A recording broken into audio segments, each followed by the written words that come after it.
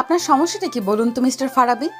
আমি গত 5 মিনিট ধরে আপনাকে একটা সিম্পল প্রশ্ন করেছি, আর আপনি আমার দিকে এমনভাবে তাকিয়ে আছেন যেন আমি ভিন গ্রহের কোনো প্রাণী, আর আমার কপাল থেকে দুটো অ্যান্টেনা বের হয়ে আছে। Hello mister Farabi, connection lost নাকি আপনার মাথার ভেতরে র্যাম ক্রস করেছে? মিটিংয়ের মাঝখানে এইভাবে স্পেস আউট হয়ে যাওয়ার কোনো মানে আছে?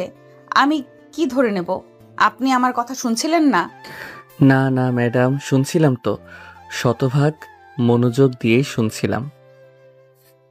আপনার কণ্ঠস্বর তো আর সাধারণ কণ্ঠ নয়, একেবারে Dolby atoms surround sound system. না শুনে উপায় আছে? তাহলে আমার প্রশ্নের উত্তর দিচ্ছেন না কেন?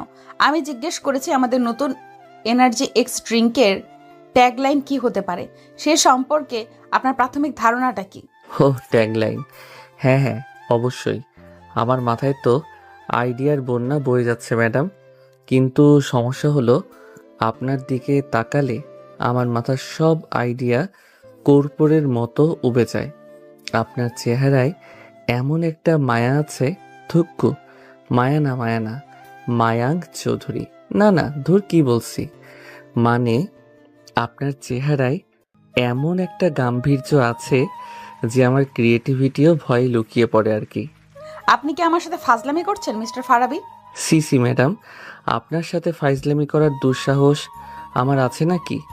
আমি তো শুধু বোঝাতে চাইছিলাম আপনার পার্সোনালিটি এতটাই স্ট্রং যে আমার মতো সাধারণ কপিরাইটারের ক্রিয়েটিভ সেলগুলো ভয়ে স্ট্রাইক ডেকেছে। তারা বলছে আগে জীবন, পরে ট্যাগলাইন। আমার মনে হচ্ছে আপনার চাকরিটা এখন খুব বেশি ঝুঁকিতে আছে। জানি ম্যাডাম, আপনার মতো একজন বস থাকলে চাকরি তো সবসময় ঝুঁকিতে থাকবে।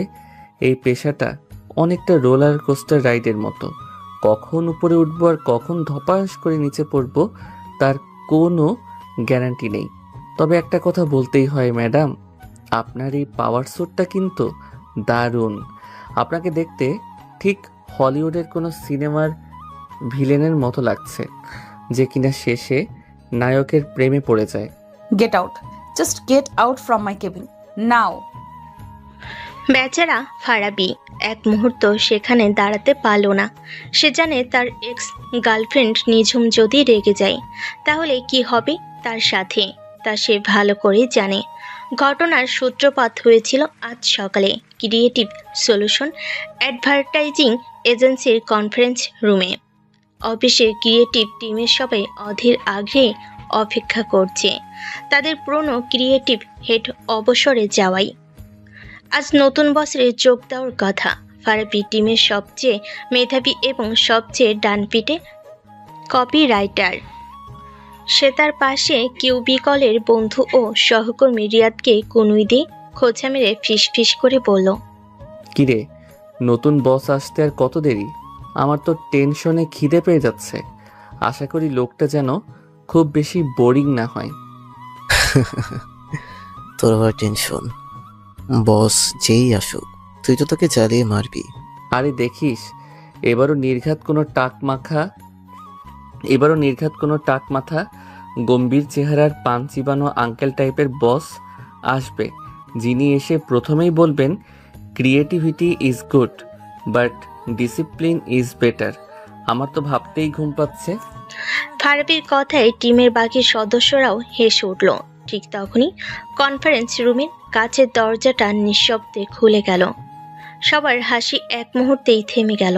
ভেতরে প্রবেশ করলো এক দীর্ঘাঙ্গী সুন্দরী তরুণী, পরনে কালো রঙের নিখুঁত পাওয়ার স্যুট, পায়ে হাই হিল, চুলগুলো পরিপাটি করে খোপা করা।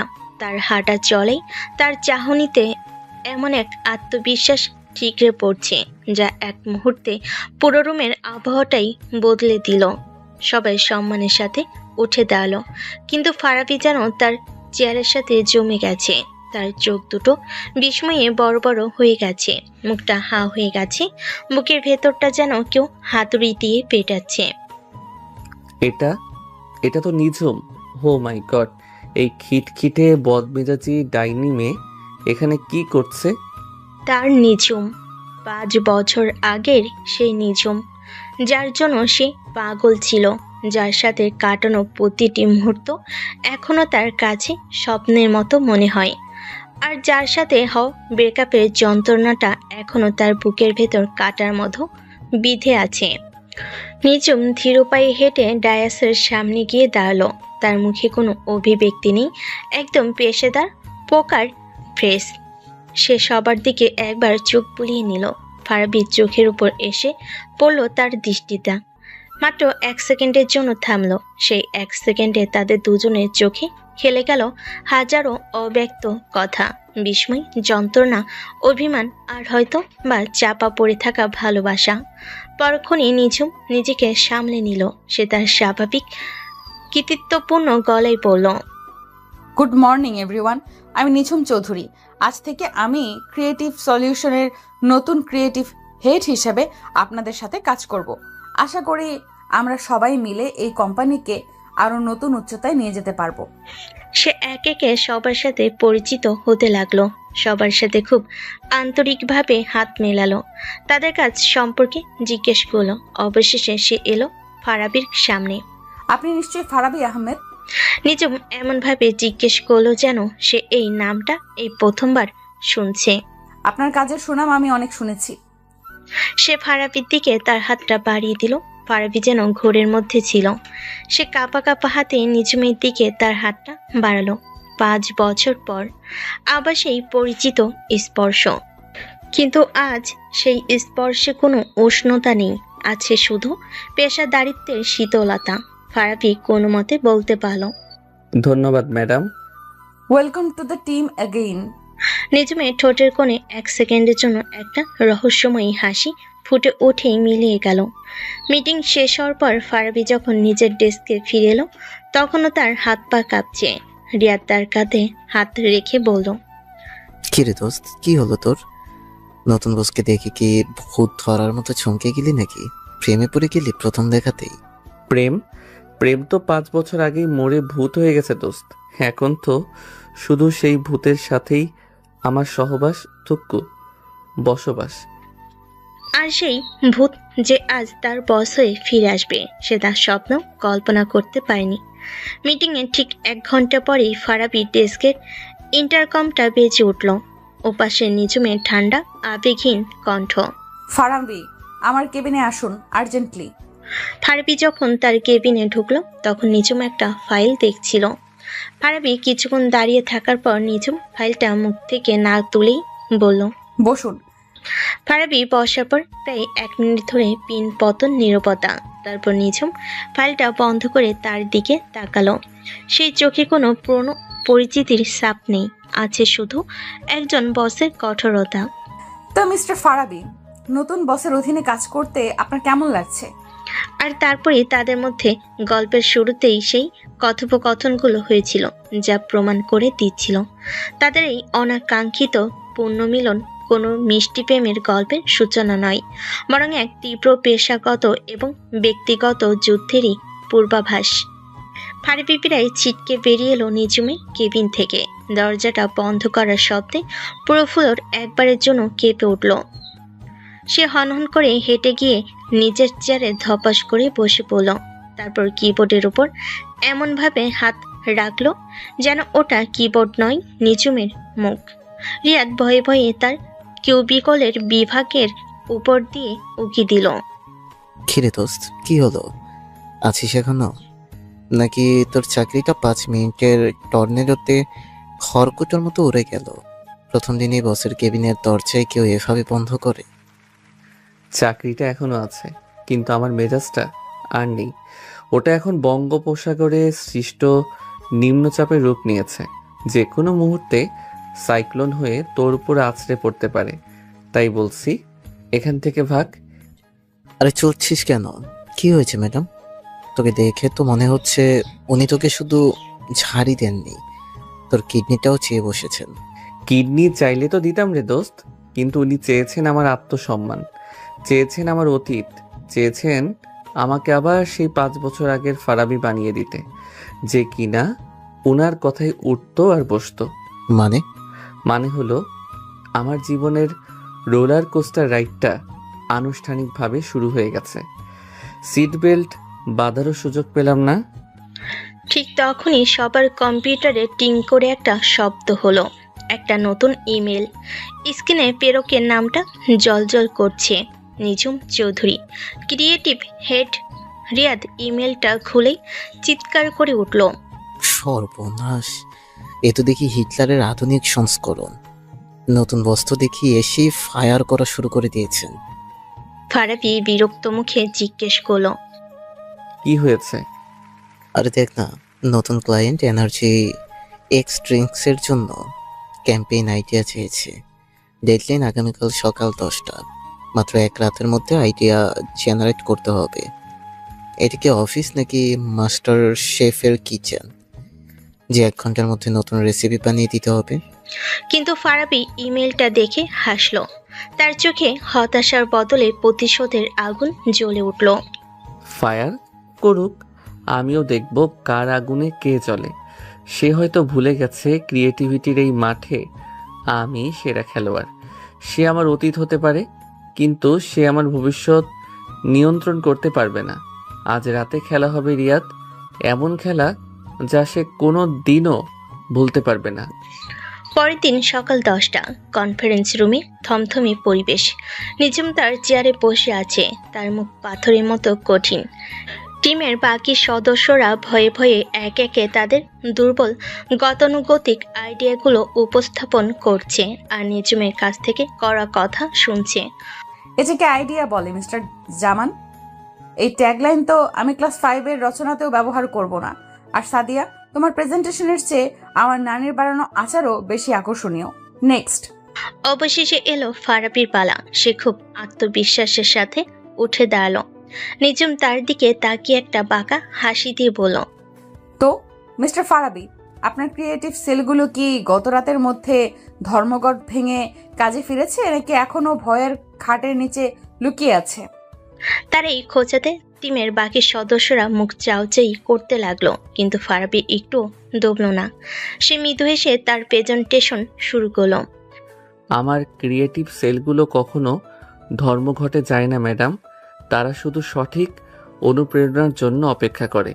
আর কাল রাতে আপনার ইমেইলটা আমার জন্য টনিকের মতো কাজ করেছে। তাই নাকি? তাহলে দেখা যাক আপনার টনিক কতটা কাজ করছে। আমার ক্যাম্পেইনের নাম হলো switch on your inner beast. এরপরে 10 মিনিট ধরে ফারাবি যা বলল তা ছিল এক কথাই বিদ্যুৎ চমকের মতো। সে কোনো স্লাইড ব্যবহার করলো না, কোনো নোট দেখলো না। সে শুধু তার কথার আবেগ দিয়ে পুরো রুমের পরিবেশটাই বদলে দিল।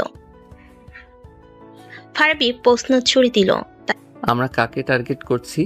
শুধু সেই ছেলে মেয়েদের যারা সারা দিন জিমে গিয়ে ঘাম ঝরায়?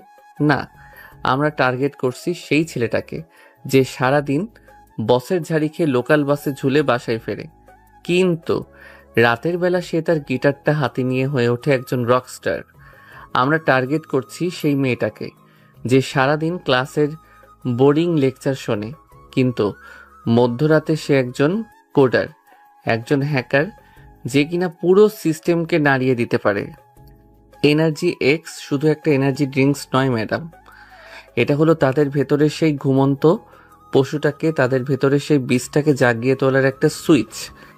তার কথা বলার ভঙ্গিতে, তার চোখের আগুনে সবাই যেন সম্মোহিত হয়ে গিয়েছিল।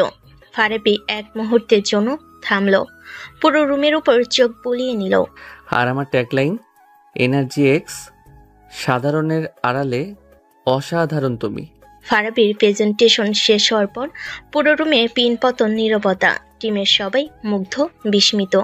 রিয়াদের চোখে মুখে গর্বের ছাপ। সে ফিসফিস করে পাশের সহকর্মীকে বলল, একেই বলে পাখির বাচ্চা। সবাই বুঝতে পারছিল এর চেয়ে ভালো আইডিয়া আর হতে পারে না। ফারাবি বিজয়ের হাসি হেসে নিঝুমের দিকে তাকালো। তার চাহনিতে ছিল স্পষ্ট চ্যালেঞ্জ। এবার বলো, এবার আমার আইডিয়াকে ফেলে দাও দেখি। কিন্তু নিঝুমের মুখ ছিল আগের মতোই ভাবলেশীন। সে কিছুক্ষণ চুপ করে থেকে কলমটা দিয়ে টেবিলে হালকা টোকা দিতে দিতে বলল, কনসেপ্টটা ইন্টারেস্টিং। বিস্ট বা পশুর রূপকটা খুব শক্তিশালী। তোমার কথা বলার ভঙ্গিটাও বেশ নাটকীয়, মানতেই হবে। সে এক মুহূর্তের জন্য থামলো, যেন কিছু একটা ভাবছে। তারপর ফারাবি চোখের দিকে তাকিয়ে সরাসরি বলল, তবে আইডিয়াটা মন্দ নয় ফারাবি, কিন্তু আমার কেন জানি মনে হচ্ছে এটা খুব বেশি প্রেডিক্টেবল। এই ধরনের হিডেন ট্যালেন্ট বা ডুয়াল পার্সোনালিটির কনসেপ্ট নিয়ে আগেও অনেক কাজ হয়েছে। সত্যি বলতে তোমার মতো একজন সিনিয়র কপিরাইটারের কাছ থেকে আমি আরো অনেক বেশি আউট অফ দ্য বক্স, আরো অরিজিনাল কিছু আশা করেছিলাম।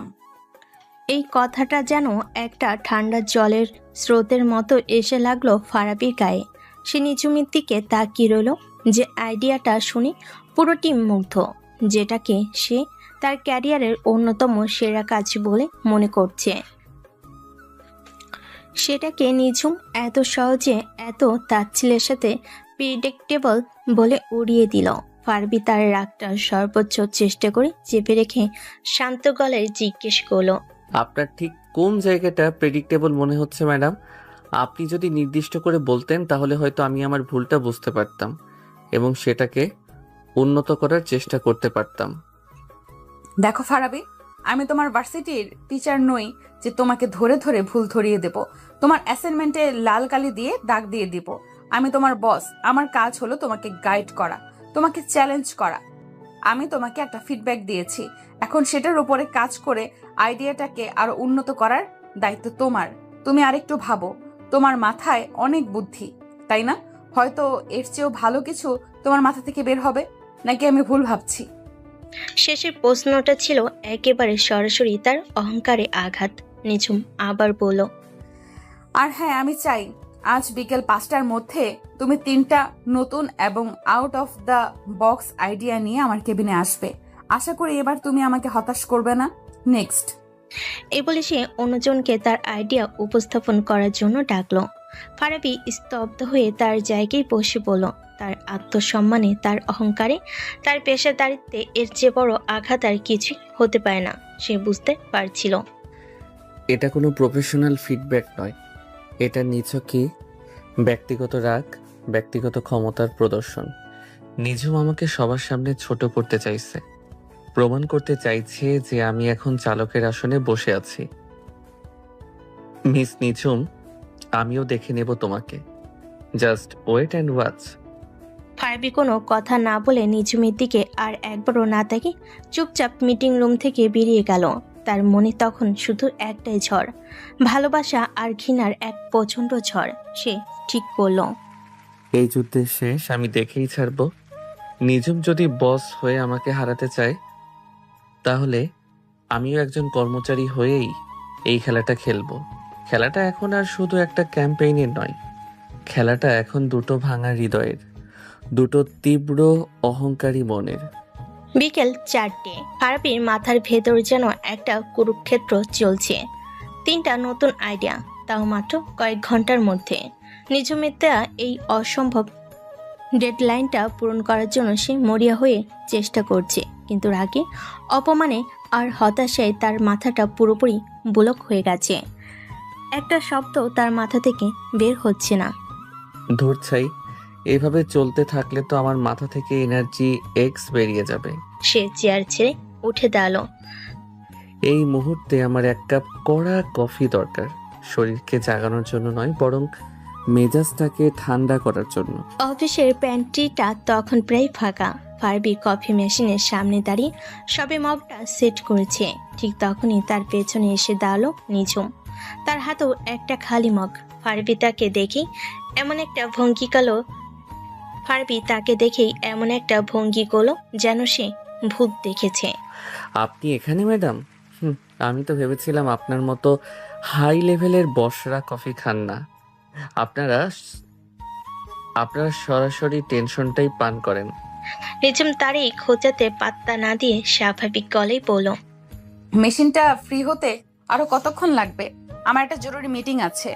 ফারাবি মেশিনের বাটন চাপতে চাপতে বলল, এই তো ম্যাডাম, মাত্র 2 মিনিট। তবে আপনার যদি খুব তাড়া থাকে তাহলে আপনি বরং আমার কফিটাই নিতে পারেন। জুনিয়রের কফি বস খাবে, এটা তো আর নতুন কিছু নয়। আপনারা তো আমাদের আইডিয়া, শ্রম, ঘুম সবই খান। এক কাপ কফি তো আর তুলনায় কিছুই না। অপ্রয়োজনীয় কথা বলার অভ্যাসটা তোমার এখনো যায়নি, তাই না ফারাবি? নিজুম তার পাশে দাঁড়িয়ে বলল। তার কণ্ঠস্বর ঠান্ডা, কিন্তু ফারাবির খুব কাছে দাঁড়ানোর কারণে তার পারফিউমের হালকা পরিচিত গন্ধটা ফারাবির নাকে এসে লাগলো। সেই পুরনো গন্ধটা, যা একসময় তার খুব প্রিয় ছিল। ফারাবি কফির মগটা হাতে নিয়ে তার দিকে ঘুরল। এক কাপ কফি তো তার তুলনায় কিছুই না। কিছু অভ্যাস বদলানো যায় না ম্যাডাম। যেমন ধরুন আপনার এই হুটহাট করে মানুষের ব্যক্তিগত স্পেসে ঢুকে পড়ার অভ্যাসটা এখনো আগের মতোই আছে। আমি তোমার ব্যক্তিগত স্পেসে ঢুকিনি, আমি শুধু আমার কফির জন্য অপেক্ষা করছি। ও তাই নাকি? ফারাবি তার দিকে তাকিয়ে আপদমস্তক একবার দেখলো।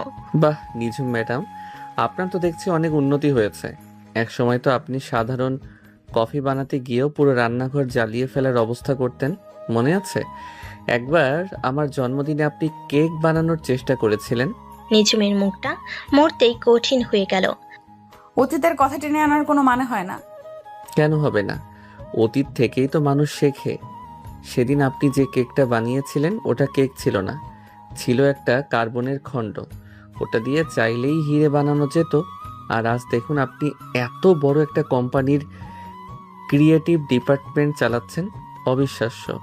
কিভাবে করলেন এই অসাধ্য সাধন? কোনো স্পেশাল কোর্স করেছেন নাকি? হ্যাঁ করেছি, কোর্সের নাম ছিল লাইফ। এই কোর্সটা মানুষকে সময়ের সাথে বদলাতে শেখায় ফারাবি। তোমার মতো এখনো অতীতে পড়ে থেকে অন্যদের খোঁচা দিয়ে নিজের ব্যর্থতা ঢাকতে শেখায় না। ব্যর্থতা?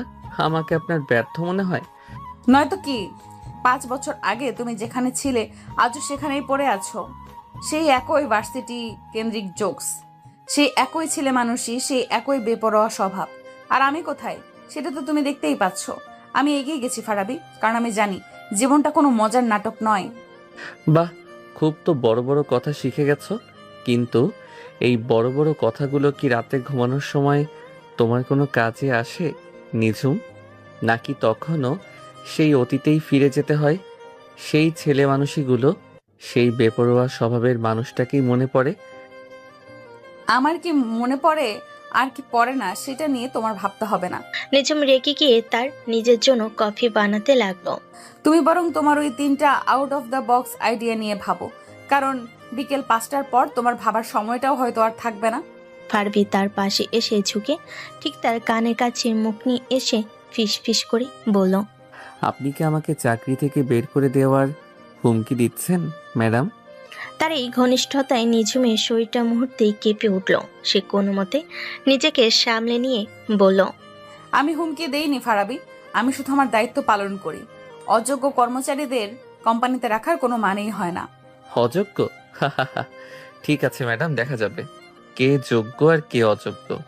বিকেল 5টায় আমার আইডিয়াগুলো আপনার টেবিলে থাকবে, কিন্তু আমার একটা শর্ত আছে। তোমার শর্ত শোনার জন্য আমি বাধ্য নই। শুনতে তো হবেই। আমার আইডিয়াগুলো যদি আপনার সকালের আইডিয়ার চেয়েও ভালো হয়, তাহলে কালকে আপনাকে পুরো টিমের সামনে, সবার সামনে বলতে হবে, Farabi you are a genius. পারবেন তো, নাকি আপনার বসগিরির ইগোতে লাগবে?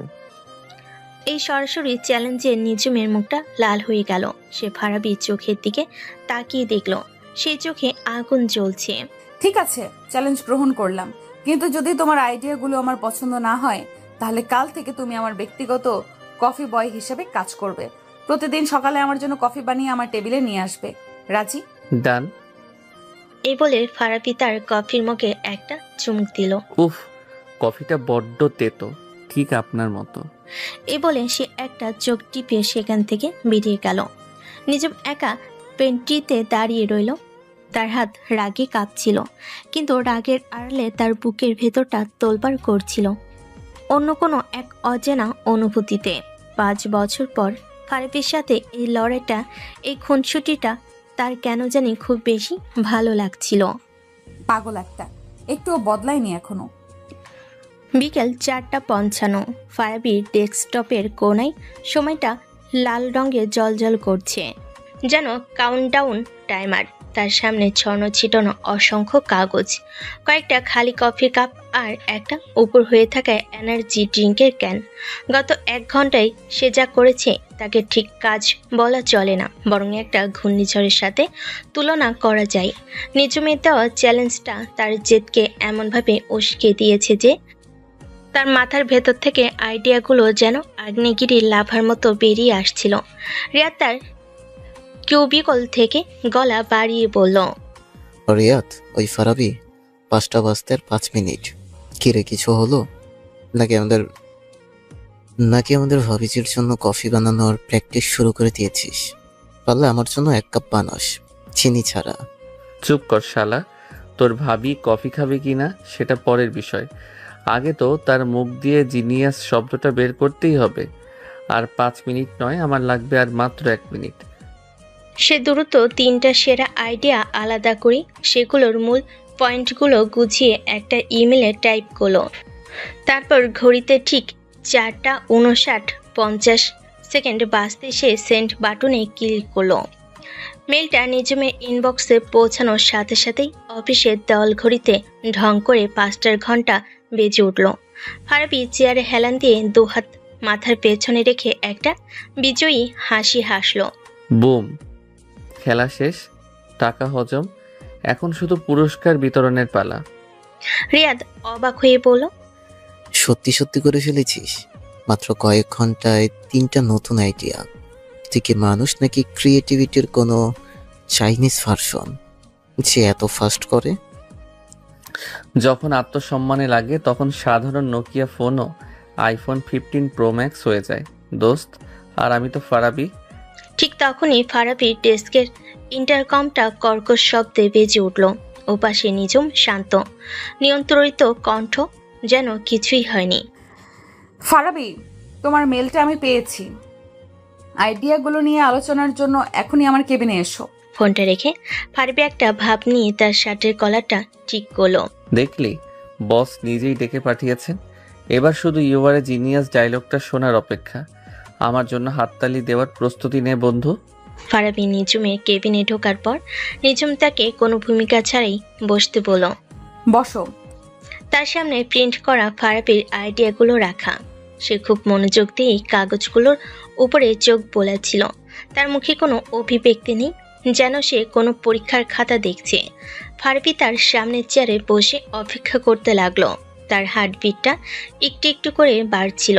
সে যতই বাইরে থেকে আত্মবিশ্বাসী ভাব দেখাক না কেন, ভেতরে সে জানতো নিজমের কাছ থেকে প্রশংসা আদায় করা মাউন্ট এভারেস্টের চড়ার চেয়েও কঠিন। প্রায় 5 মিনিট পাথরের মতো বসে থাকার পর নিঝুম মুখ তুলল। তার মুখটা এখনো পড়া যাচ্ছে না। আইডিয়াগুলো আমি পড়েছি ফারাবি, এবং ফারাবির হার্টবিটটা যেন কয়েক সেকেন্ডের জন্য থমকে গিয়েছিল। আমি বেশ অবাক হয়েছি। আমি ভাবতেও পারিনি তুমি এত অল্প সময়ে এতগুলো ভিন্ন ধর্মী কনসেপ্ট নিয়ে ভাবতে পারবে। বিশেষ করে এই 3 নাম্বার আইডিয়াটা, দ্য সাইলেন্ট এনার্জি। এটা সত্যিই খুব ইন্টারেস্টিং কনসেপ্টটা, আমার ভালো লেগেছে। ফারাবির মুখটা উজ্জ্বল হয়ে উঠল। সে তার কানকে বিশ্বাস করতে পারছিল না নিজম তার প্রশংসা করছে। তাহলে ম্যাডাম, আমাদের বাজিটা, আমি কি আমার সেই কাঙ্ক্ষিত ডায়লগটা শুনতে পারি? ফারাবি, ইউআরে। নিজম তাকে মাঝপথে থামিয়ে দিয়ে বলল, কিন্তু আইডিয়া আর কনসেপ্ট এক জিনিস নয় ফারাবি। তোমার কনসেপ্টটা ভালো, কিন্তু সেটার কোনো শরীর নেই, কোনো আত্মা নেই। এর এক্সিকিউশন প্ল্যানটা খুব দুর্বল। আমাদের ক্লায়েন্ট শুধু স্বপ্ন দেখে না, তারা সেই স্বপ্নকে বাস্তবেও দেখতে চায়। তাই আমি চাই তুমি আজ রাতেই এই আইডিয়াটার উপরে একটা সম্পূর্ণ প্রেজেন্টেশন তৈরি করবে। কাল সকালে মিস্টার রজার্সের সাথে আমাদের একটা জরুরি মিটিং আছে। আমরা এই নতুন আইডিয়াটাই তাদের সামনে উপস্থাপন করব। কি বললেন? আজ রাতেই? ম্যাডাম, এখন বাজে 5:30। আপনি কি আমার সাথে মজা করছেন? একটা সম্পূর্ণ প্রেজেন্টেশন রিসার্চ আর মার্কেট অ্যানালাইসিস সহ তৈরি করতে অন্তত 8 থেকে 10 ঘন্টা সময় লাগবে। এটা কোনোভাবেই সম্ভব না। কেন সম্ভব না? নিজমের ঠোঁটের কোণে সেই পরিচিত বাঁকা হাসিটা আবার ফিরে এলো। আমার টিমের সেরা কর্মচারীর কাছে তো সময়ের কোনো অজুহাত থাকতে পারে না, তাই না ফারাবি? তুমি না কিছুক্ষণ আগেই বলেছিলে আত্মসম্মানে আঘাত লাগলে সাধারণ মানুষ হালকা হয়ে যায়। নাকি তোমার সেই হাল খাওয়ার শক্তিটা মাত্র কয়েক ঘন্টাতেই ফুরিয়ে গেল? এটা হালকা হওয়ার প্রশ্ন নয় ম্যাডাম, এটা বাস্তবতার প্রশ্ন। তাহলে হয়তো আমারই তোমাকে চিনতে ভুল হয়েছে। নিঝুম উঠে দাঁড়িয়ে জানালার কাছে গেল। আমি ভেবেছিলাম তুমি চ্যালেঞ্জ নিতে ভালোবাসো। যাকগে, তুমি যদি না পারো তাহলে আমাকে পরিষ্কার করে বলে দাও, আমি অন্য কাউকে দিয়ে কাজটা করিয়ে নেব। সাদিয়া হয়তো পারবে, ওর কাজ করার স্পিড বেশ ভালো। এই কথাই ফারাবি জেটটা আবার আগ্নেয়গিরির মতো ফেটে পড়ল। অন্য কেউ তার আইডিয়া নিয়ে কাজ করবে, এটা সে কিছুতেই মেনে নিতে পারবে না। না, অন্য কাউকে লাগবে না, আমি করব, আজ রাতেই করব। আপনি কোনো চিন্তা করবেন না ম্যাডাম। কাল সকালের মিটিংয়ে আপনার হাতে একটা বিশ্বমানের প্রেজেন্টেশন থাকবে, এমন প্রেজেন্টেশন যা দেখে আপনি জিনিয়াস শব্দটা বলতে বাধ্য হবেন। গুড, আমি এটাই আশা করেছিলাম। তাহলে আর সময় নষ্ট না করে কাজে লেগে পড়ো। রাত 10টা। ক্রিয়েটিভ সলিউশনস এর বিশাল ফ্লোরটা ভূতের বাড়ির মতো অন্ধকার, নিস্তব্ধ। শুধু দুটো ডেস্কের আলো জ্বলছে, একটা নিঝুমের কাছে কেবিনের ভিতর, আরেকটা বাইরে ফারাবির ডেস্কে। দূর চাই, এই ডেটাটা মিলছে না কেন? ফারাবি বিরক্ত হয়ে বিড়বিড় করলো, তার চোখ দুটো জ্বালা করছে, মাথাটা হ্যাং হয়ে আছে। কাজের চাপে পরিবেশটা এতটাই থমথমে যে কিবোর্ডের টাইপিংয়ের শব্দ খুব জোরে শোনাচ্ছে। হঠাৎ করে সেই নিস্তব্ধতা ভেঙে দিয়ে ফারাবির পকেটে থাকা ফোনটা তীব্র স্বরে বেজে উঠল। রিংটং হিসাবে বাজছে অর্ণবের গাওয়া সেই পুরনো গান। অর্ণবের গাওয়া সেই পুরনো পরিচিত গানটা। হারিয়ে গিয়েছি এই তো ভালো, খবর আমার কেউ রাখে না। গানটা যেন কোনো রিংটন নয়, একটা টাইম মেশিন। এক মুহূর্তে সে ফারাবি আর নিঝুম দুজনকে 5 বছর পেছনে তাদের ভার্সিটির সেই দিনগুলোতে ফিরিয়ে নিয়ে গেল।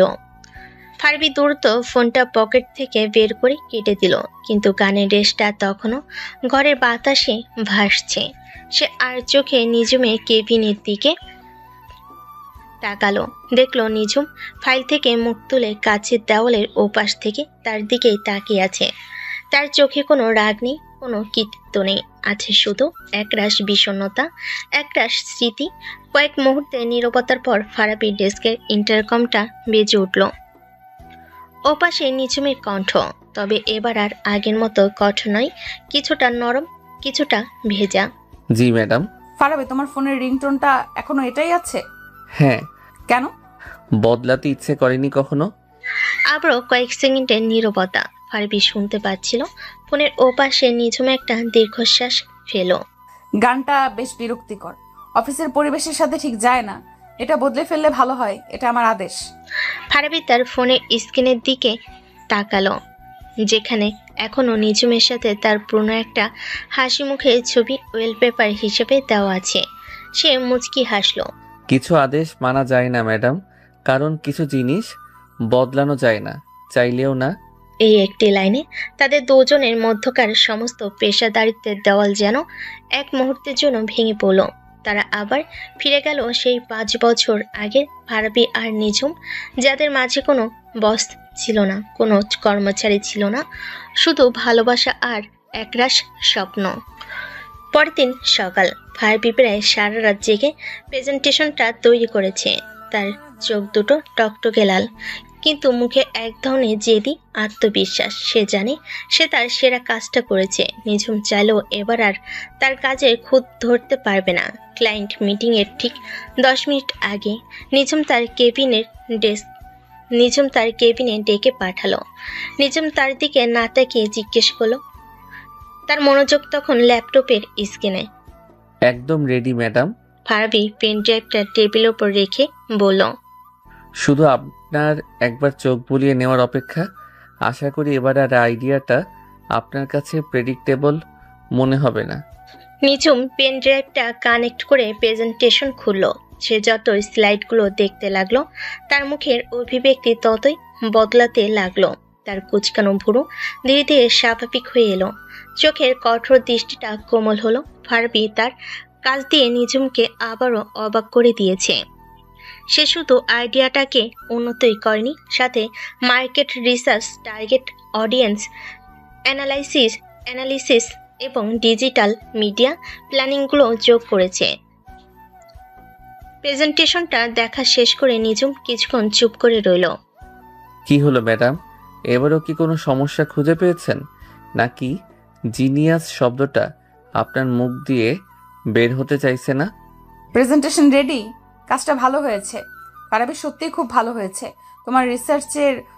তোমার রিসার্চ প্রশংসার যোগ্য। আমি যা চেয়েছিলাম তুমি তার চেয়েও বেশি করেছো। এই অপ্রত্যাশিত প্রশংসায় ফারাবি কিছুটা অবাক হলো, কিন্তু তার জেদটা কমলো না। তাহলে আমাদের বাজিটা? আপনি কি এখন সবার সামনে? মিটিংটা শেষ হোক, তারপর দেখা যাবে। এখন চলো, মিস্টার রজার্স আমাদের জন্য অপেক্ষা করছেন। কনফারেন্স রুমে থমথমে পরিবেশ। এনার্জি এক্স এর সিও মিস্টার রজার্স একজন 50 ঊর্ধ্ব রাশভারী আমেরিকান। তার সামনে ভালো আইডিয়া উপস্থাপন করা আর বাঘের খাঁচায় ঢুকে তাকে নাচ শেখানো একই জিনিস। প্রথমে নিজুম ক্যাম্পেইনের প্রেক্ষাপটটা তুলে ধরল, তারপর সে ফারাবিকে প্রেজেন্টেশন দেওয়ার জন্য ডাকলো। ফারাবি তার স্বভাবসুলভ ভঙ্গিতে অসাধারণ বাচনভঙ্গি আর আত্মবিশ্বাস দিয়ে প্রেজেন্টেশনটা শুরু করলো। দ্য সাইলেন্ট এজেন্সির কনসেপ্টটা মিস্টার রজার্সের বেশ পছন্দ হলো। তিনি কয়েকবার মাথা নেড়ে সায়ও দিলেন। ফারাবি যখন ভাবছে সে প্রায় জিতে গেছে, ঠিক তখনই মিস্টার রজার্স মিটিং থামিয়ে দিয়ে বলেন, হোল্ড ওয়ান ইয়াং ম্যান, আইডিয়াটা আমার ভালো লেগেছে। ইটস ফ্রেশ, ইটস পাওয়ারফুল, কিন্তু আমার একটা প্রশ্ন আছে। Sure sir. আমাদের মূল প্রতিযোগী লাইট স্পিড ডিন্স, তারা তাদের বিজ্ঞাপনে এক্সট্রিম স্পোর্টস যেমন মাউন্টেন ক্লাইম্বিং, সার্ফিং এগুলো দেখায়। তাদের ট্যাগলাইন হলো আনলিশ দ্য পাওয়ার, আর তুমি বলছো তোমরা সাধারণ মানুষের ভেতরের শক্তিকে দেখাবে। আমার ভয় হচ্ছে তোমাদের এই সাইলেন্ট কনস্পেক্টরটা তাদের আউল ক্যাম্পেইনের সামনে স্ল্যান হয়ে যাবে না তো? মানুষ কি তাকে দুর্বলতা ভাববে? এই অপ্রত্যাশিত প্রশ্নে ফারাবি কিছুটা থমকে গেল। সে এই দিকটা নিয়ে ভাবেনি। সে কিছু একটা উত্তর দেওয়ার জন্য মনে মনে শব্দ হাতড়াচ্ছিল। আমি কি উত্তরটা দিতে পারি স্যার? হঠাৎ করেই নিজমের শান্ত আত্মবিশ্বাসী কণ্ঠস্বর শোনা গেল। মিস্টার রজার্স তার দিকে তাকাতে এসে বলতে শুরু করলো, আপনি খুব গুরুত্বপূর্ণ একটা পয়েন্ট তুলে ধরেছেন স্যার। এটা সত্যি যে লাইট স্পিড পাওয়ার বা শক্তিকে খুব আক্ষরিক অর্থে দেখায়, কিন্তু আমরা মনে করি একবিংশ শতাব্দীতে শক্তির সংজ্ঞা বদলে গেছে। আজকের যুগে একজন পর্বতারোহীর চেয়ে একজন কোডারের শক্তি কোনো অংশে কম নয়, যে কিনা তার মেধা দিয়ে পুরো পৃথিবীকে বদলে দিতে পারে। একজন দৌড়বিদের চেয়ে একজন আর্টিস্টের শক্তি কম নয়, যে কিনা তার শিল্প দিয়ে সমাজে বিপ্লব ঘটাতে পারে। সে ফারাবির দিকে এক পলক তাকিয়ে আবার বলতে শুরু করলো, ফারাবি এই সাইলেন্ট এনার্জি কনসেপ্টটা আসলে দুর্বলতার কথা বলছে না স্যার, এটা বলছে ভেতরের শক্তির কথা। সেই শক্তি যা বাহির থেকে দেখা যায় না, কিন্তু যা দিয়ে অসম্ভবকে সম্ভব করা যায়। লাইট স্পিড আপনাকে পাহাড়ের চূড়ায় ওঠার শক্তি দিবে, আর আমাদের এনার্জি এক্স আপনাকে আপনার নিজের জীবনের চূড়ায় ওঠার সাহস দেবে। এখন সিদ্ধান্ত আপনার। আপনি কি শুধু শারীরিক শক্তি বিক্রি করতে চান, নাকি মানুষের স্বপ্নকে উস্কে দিতে চান? নিজমের এই অসাধারণ যুক্তি, তার কথা বলার ভঙ্গি, তার আত্মবিশ্বাস, সবকিছু মিলে মিস্টার রজার্সের মুখটা উজ্জ্বল হয়ে উঠল। তিনি হাততালি দিয়ে উঠলেন, brilliant miss Chowdhury, you are absolutely brilliant. আমি ঠিক এই ধরনের চিন্তা ভাবনাই খুঁজছিলাম। ফারাবির আইডিয়া আর আপনার দর্শন, এই দুটো মিলে একটা অগ্রতিরোধ্য ক্যাম্পেইন তৈরি হবে। Congratulation creative solution, we are happy to work with you. Meeting শেষ হলো। ক্লায়েন্ট খুশি মনে বেরিয়ে গেল। পুরো টিম আনন্দে ফেটে পড়ল। সবাই নিজুম আর ফারাবিকে অভিনন্দন জানাতে লাগলো।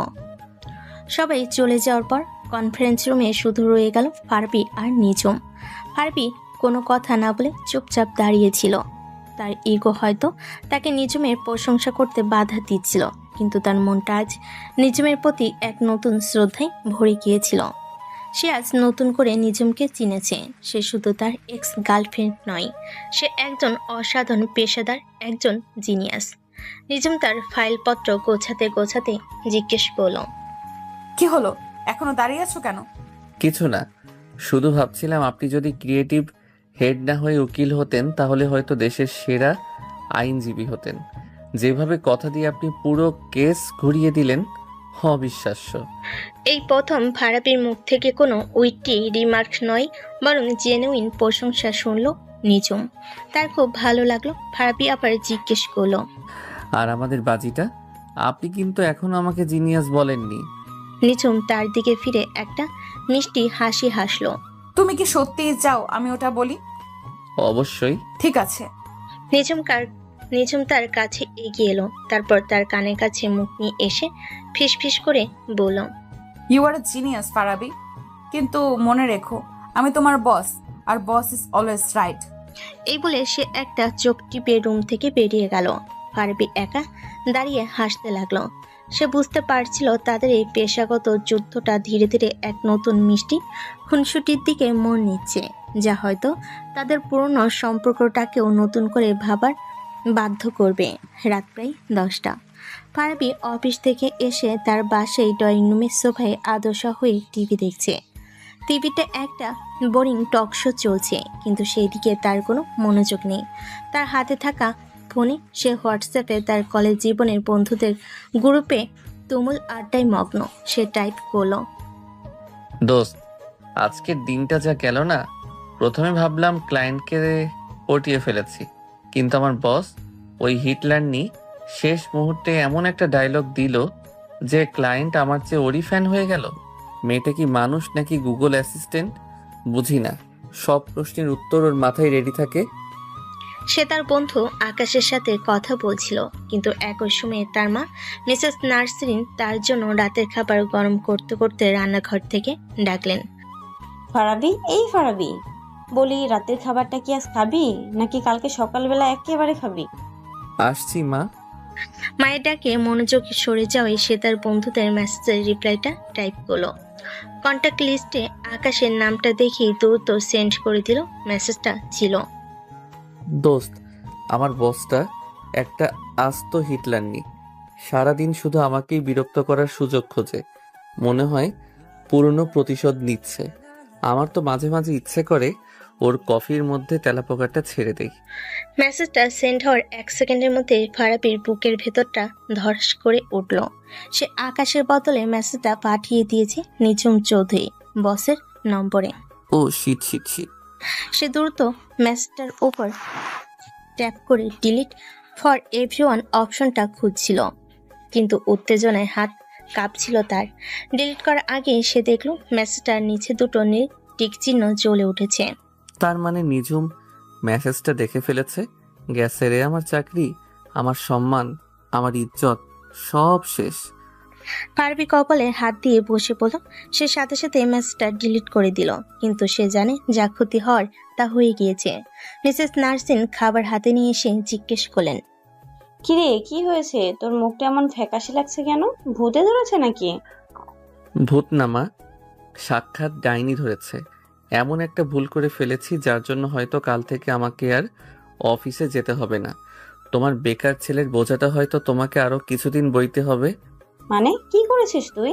ঠিক তখনই ফারাবির বাবা মিস্টার ইকবাল সন্ধ্যাকালীন হাঁটা শেষে বাসে ঢুকলেন। কি হয়েছে? কে বেকার? আমার ছেলে তো এখন বড় চাকরি করে, তাই না বাবা? ফারাবি তার বাবা মায়ের দিকে তাকিয়ে একটা দীর্ঘশ্বাস ফেল। বাবা মা, তোমাদের সাথে আমার কিছু কথা ছিল। আমার নতুন বস। সে তাদের পুরো ঘটনাটা খুলে বলল। নিজম যে তার এক্স গার্লফ্রেন্ড, সেই পরিচয়টা অবশ্য গোপন রাখলো। সবটা শুনে তার বাবা মা মাথায় হাত দিয়ে বসে পড়লেন। হায় আল্লাহ, তুই করেছিসটা কি? নিজের বসের নামে এইসব কথা লিখে পাঠিয়ে দিয়েছিস? তোর কি মাথায় গোবর ভরা নাকি? মিস্টার ইকবাল তাকে শান্ত করলেন। আরে থামো তো, ভুল তো মানুষেরই হয়। আর তুমিও বাপু কেমন? অফিসের বসকে নিয়ে এসব লেখার কি দরকার ছিল? আরে বাবা, আমি তো মজা করে বন্ধুকে লিখছিলাম। এখন আমি কি করব? কালকে অফিসে যাই কি করে? উনি তো আমাকে কাঁচাই চিবিয়ে খাবেন। কিছুই হবে না, কাল অফিসে যাবি, গিয়ে সরাসরি ম্যাডামের কাছে ক্ষমা চেয়ে নিবি। বলবি ভুল হয়ে গেছে। বড় বড় কোম্পানিতে এসব ছোটখাটো ভুল হয়ই। তুমি শাহরুখ খানের ডায়লগ কপি করলে কেন? আরে না, কপি কি করলাম, একটু ঘুরিয়ে বললাম আর কি। অবশ্য আমি শাহরুখ খানের বিরাট বড় ভক্ত। রাখো তোমার ভক্তগিরি। তোমার কি মনে হয় মা? আমার মনে হয় তোর বাবা ঠিকই বলেছেন, তবে সরাসরি ক্ষমা চাইতে যাস না। তাহলে কালকে অফিসে গিয়ে এমন ভান করবি যেন কিছুই হয়নি। যদি উনি নিজে থেকে কিছু বলেন, তাহলে এমন একটা ভাব নিবি যেন তুই আকাশ থেকে পড়েছিস। বলবি, কি বলছেন ম্যাডাম, আমার ফোন তো হ্যাক হয়ে গিয়েছিল।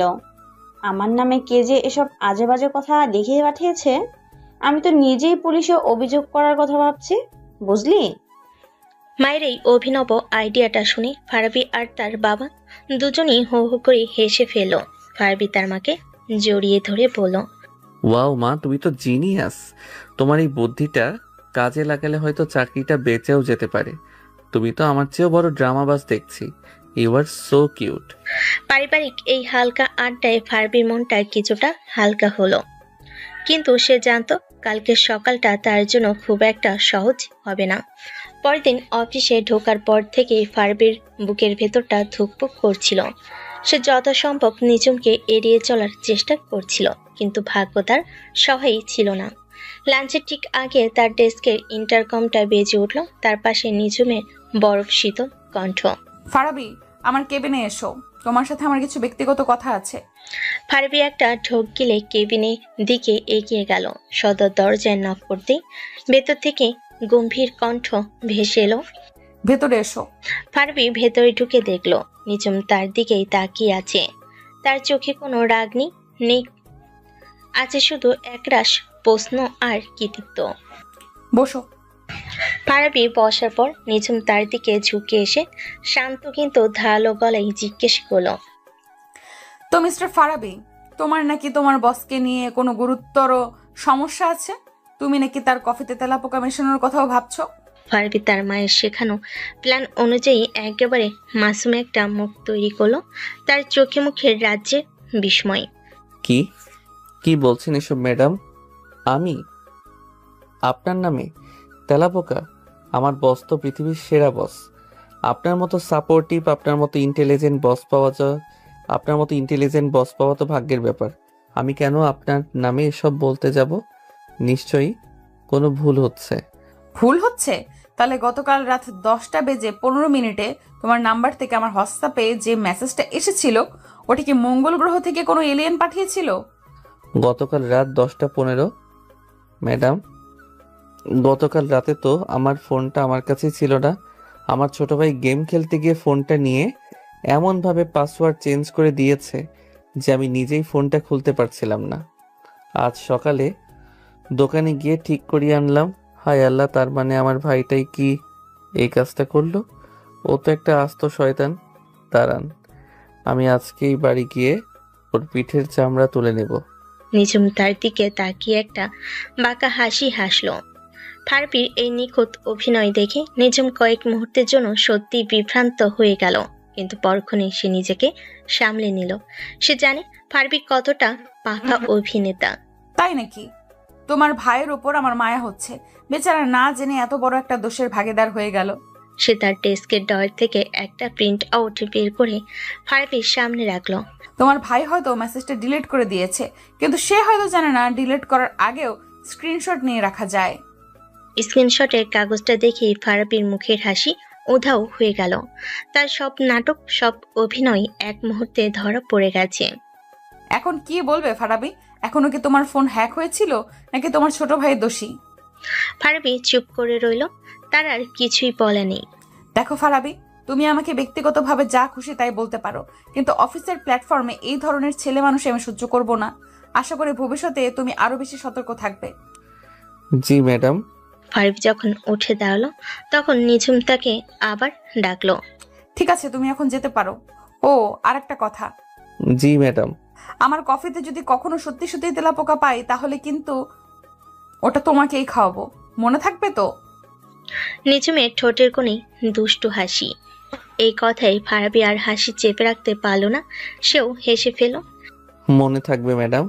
কেবিন থেকে বেরিয়ে আসার সময় ফারাবির আর কোনো রাগ বা অপমান বোধ হচ্ছিল না, বরং তার খুব মজা লাগছিল। সে বুঝতে পারছিল নিজাম তাকে শাস্তি দেয়নি, বরং তাদের পুরোনো দিনে খুনসুটির মতোই একটা খেলা খেলেছে। আর এই খেলাটা খেলতে তারও খুব ভালো লাগছে। এভাবে কেটে গেছে আরো প্রায় 1 মাস। ফারাবি আর নিজামের মধ্যকার এই ঠান্ডা লড়াইটা এখন অফিসে সবে কম বেশি জেনে গেছে। তাদের মিটিংয়ের উত্তপ্ত বাক্য বিনিময়, প্যান্টির মজার মন্তব্য আর একে অপরকে টেক্কা দেওয়ার প্রতিযোগিতা সবে এখন সহকর্মীদের কাছে এক উপভোগ্য নাটকের মতো। কিন্তু এই পেশাগত দ্বন্দ্বের আড়ালে যে তাদের মধ্যে এক ধরনের বোঝাপড়া তৈরি হচ্ছে তা হয়তো তারা নিজেরাও জানে না। ফারিবি এখন ইচ্ছে করে নিঝুমকে রাগানোর জন্য নানা রকম ছেলেমানুষি করে, আর নিঝুমের বসের গাম্ভীর্যের আড়ালে সেই রাগটা উপভোগ করে। সেদিন ছিল সোমবার, সপ্তাহের সবচেয়ে বিরক্তিকর দিন। সকাল থেকেই ফারাবির মেজাজটা খারাপ ছিল। আগের রাতে বন্ধুদের সাথে আড্ডা দিতে গিয়ে বাড়ি ফিরতে অনেক রাত হয়ে গিয়েছিল, তাই ঘুমটা ঠিক মতো হয়নি। অফিসে এসে সে তার চেয়ারে বসে একটা বুদ্ধি আঁটল। আজ সে কোনো রকম কাজ করবে না, আজ সে অসুস্থতার নাটক করে নিঝুমকে বিরক্ত করবে। উফ মাগো, মরে গেলাম রে। ফারাবির আশঙ্কিক আর্তনাদের পাশে কিউবিকলের রিয়াদ চমকে তাকালো। সে দেখলো ফারাবি দুহাত মাথায় চেপে ধরে ডেস্কে প্রায় শুয়ে পড়েছে। কিরে ফারাবি, কি হয়েছে তোর? হঠাৎ করে কি হলো? শরীর খারাপ লাগছে? খুব খারাপ লাগছে দোস্ত, মাথাটা যেন ফেটে যাচ্ছে। মনে হচ্ছে মাথার ভেতরে কেউ হাতুড়ি দিয়ে পেটাচ্ছে। সারা শরীরে কাঁপুনি দিয়ে জ্বর আসছে। আমার মনে হয় আমি আর বাঁচবো না রে। ওই চুপ কর, কি সব আজে বাজে কথা বলছিস? দাঁড়া, আমি সাদিয়া আপুকে ডাকছি। কিছুক্ষণের মধ্যেই ফারাবির ডেস্কের চারপাশে ছোটখাটো একটা জটলা তৈরি হয়ে গেল। সাদিয়া এসে জিজ্ঞেস করলো, জানি না আপু, হঠাৎ করে বলছে মাথা ঘুরছে, জ্বর আসছে। ফারাবি তার অভিনয়ের মাত্রা আরো বাড়িয়ে দিল। আমার মনে হয় আমার ডেঙ্গু হয়েছে কিংবা ম্যালেরিয়া, অথবা দুটোই একসাথে। আমার শেষ ইচ্ছে আমার ডেস্কের ড্রয়ারে রাখা চিপসের প্যাকেটটা তোরা সবাই ভাগ করে খাস। টিমের সবাই যখন তাকে নিয়ে প্রচন্ড চিন্তিত, তখন ফারাবি এক চোখ সামান্য খুলে কাছের দেওয়ালের ওপাশে নিঝুমের কেবিনের দিকে তাকালো। নিঝুম তার নিজের কাজে এতটাই মগ্ন যেন বাইরের পৃথিবীতে পারমাণবিক বোমা ফাটলো সে তার কিছু যায় আসে না। ফারাবি মনে মনে বলল, কি পাষাণ রে বাবা। সাদিয়া শেষ পর্যন্ত নিঝুমের কেবিনে গেল। নিঝুম ফাইল থেকে মুখ না তুলেই ইন্টারকমে ফারাবির এক্সটেনশনে কল করলো। ফারাবি কাঁপা কাঁপা হাতে ফোন তুলল। হ্যাঁ হ্যালো ম্যাডাম। অফিসে বসে সিনক্রেট না করে হাফ ডে ছুটি নিয়ে বাড়ি চলে যাও ফারাবি। তোমার জন্য বাকিদের কাজের পরিবেশ নষ্ট হচ্ছে। টিং করে ফোনটা কেটে দিল নিঝুম। ফারাবি রাগে প্রায় জ্বলে উঠল। পরিবেশ নষ্ট করছি আমি? ঠিক আছে ম্যাডাম, আমিও আজ বাড়ি যাব না, এখানেই মরে পড়ে থাকবো, তবু আপনার জয় হতে দেব না। বিকেল 5টা, অফিস ছুটি। সবে এক একে ফারাবিকে টেক কেয়ার বলে বেরিয়ে গেল। রিয়াদ বলল, দোস্ত চল, তোকে বাড়ি নামিয়ে দিই। না তোরা যা, আমি আরেকটু রেস্ট নিয়ে তারপর যাব। রাত প্রায় 7টা। পুরো ফ্লোর একেবারে খালি। ফারাবি তার ডেস্কে মৃতপ্রায় অবস্থায় পড়ে আছে। সে যখন ভাবছে তার আজকে সব নাটকই বৃথা গেল, ঠিক তখনই সে কেবিনে দরজা খোলার শব্দ পেল। সে চোখ বন্ধ করে মরার মতো পড়ে রইল। সে শুনতে পেল হাই হিলের খটখট শব্দ ধীরে ধীরে তার ডেস্কের দিকে এগিয়ে আসছে। শব্দটা তার ডেস্কের সামনে এসে থামলো। নাটকটা তো ভালোই ছিল ফারাবি। পুরো টিমকে বোকা বানাতে পারলেও আমাকে বোকা বানাতে অতটাও সহজ নয়। তোমার এই জ্বর আসার নাটকটা আমি 5 বছর আগেও একবার দেখেছি। মনে আছে ভার্সিটির সেই পিকনিকের দিন, যখন তুমি চাঁদা দেওয়ার ভয়ে পেট ব্যথার অভিনয় করেছিলে? ফারাবি চুপ করে রইল। তার বুকের ভেতরটা ধুকপুক করছে। সে তার ডেস্কের উপর একটা ওষুধের পাতা আর একটা কাগজ রাখার শব্দ পেল। তবে তোমার এই ফাজলামি দেখে একটা জিনিস ভালো লাগলো, তুমি এখনো আগের মতোই আছো, একটুও বদলাওনি। এরপর আর কোনো শব্দ নেই। কিছুক্ষণ পর লিফটের দরজা খোলার শব্দ পাওয়া গেল। ফারাবি ধর্মর করে উঠে বসলো। ডেস্কের উপর এক পাতা প্যারাসিটামল আর একটা ভাঁজ করা চিরকুট। সে দ্রুত চিরকুটটা খুলল। নাটকটা ভালোই ছিল, তবে সত্যি যদি কখনো অসুস্থ হও তাহলে এই ওষুধটা খেও। আর হ্যাঁ, খালি পেটে খেও না, তাহলে অ্যাসিডিটি হতে পারে। চিরকুটটা পরে ফারাবির ঠোঁটের কোণে নিজের অজান্তেই এক চিলতে হাসি ফুটে উঠল। তার সারাদিনের সব রাগ, সব ক্লান্তি যেন এক মুহূর্তেই উধাও হয়ে গেল। সে পি করে বলল, পাগলি একটা। আর পরম যত্নে চিরকুটটা তার ওয়ালেটে ঢুকিয়ে রাখলো। সে জানতো তাদের এই অদ্ভুত যুদ্ধটা সব জমে উঠতে শুরু করেছে।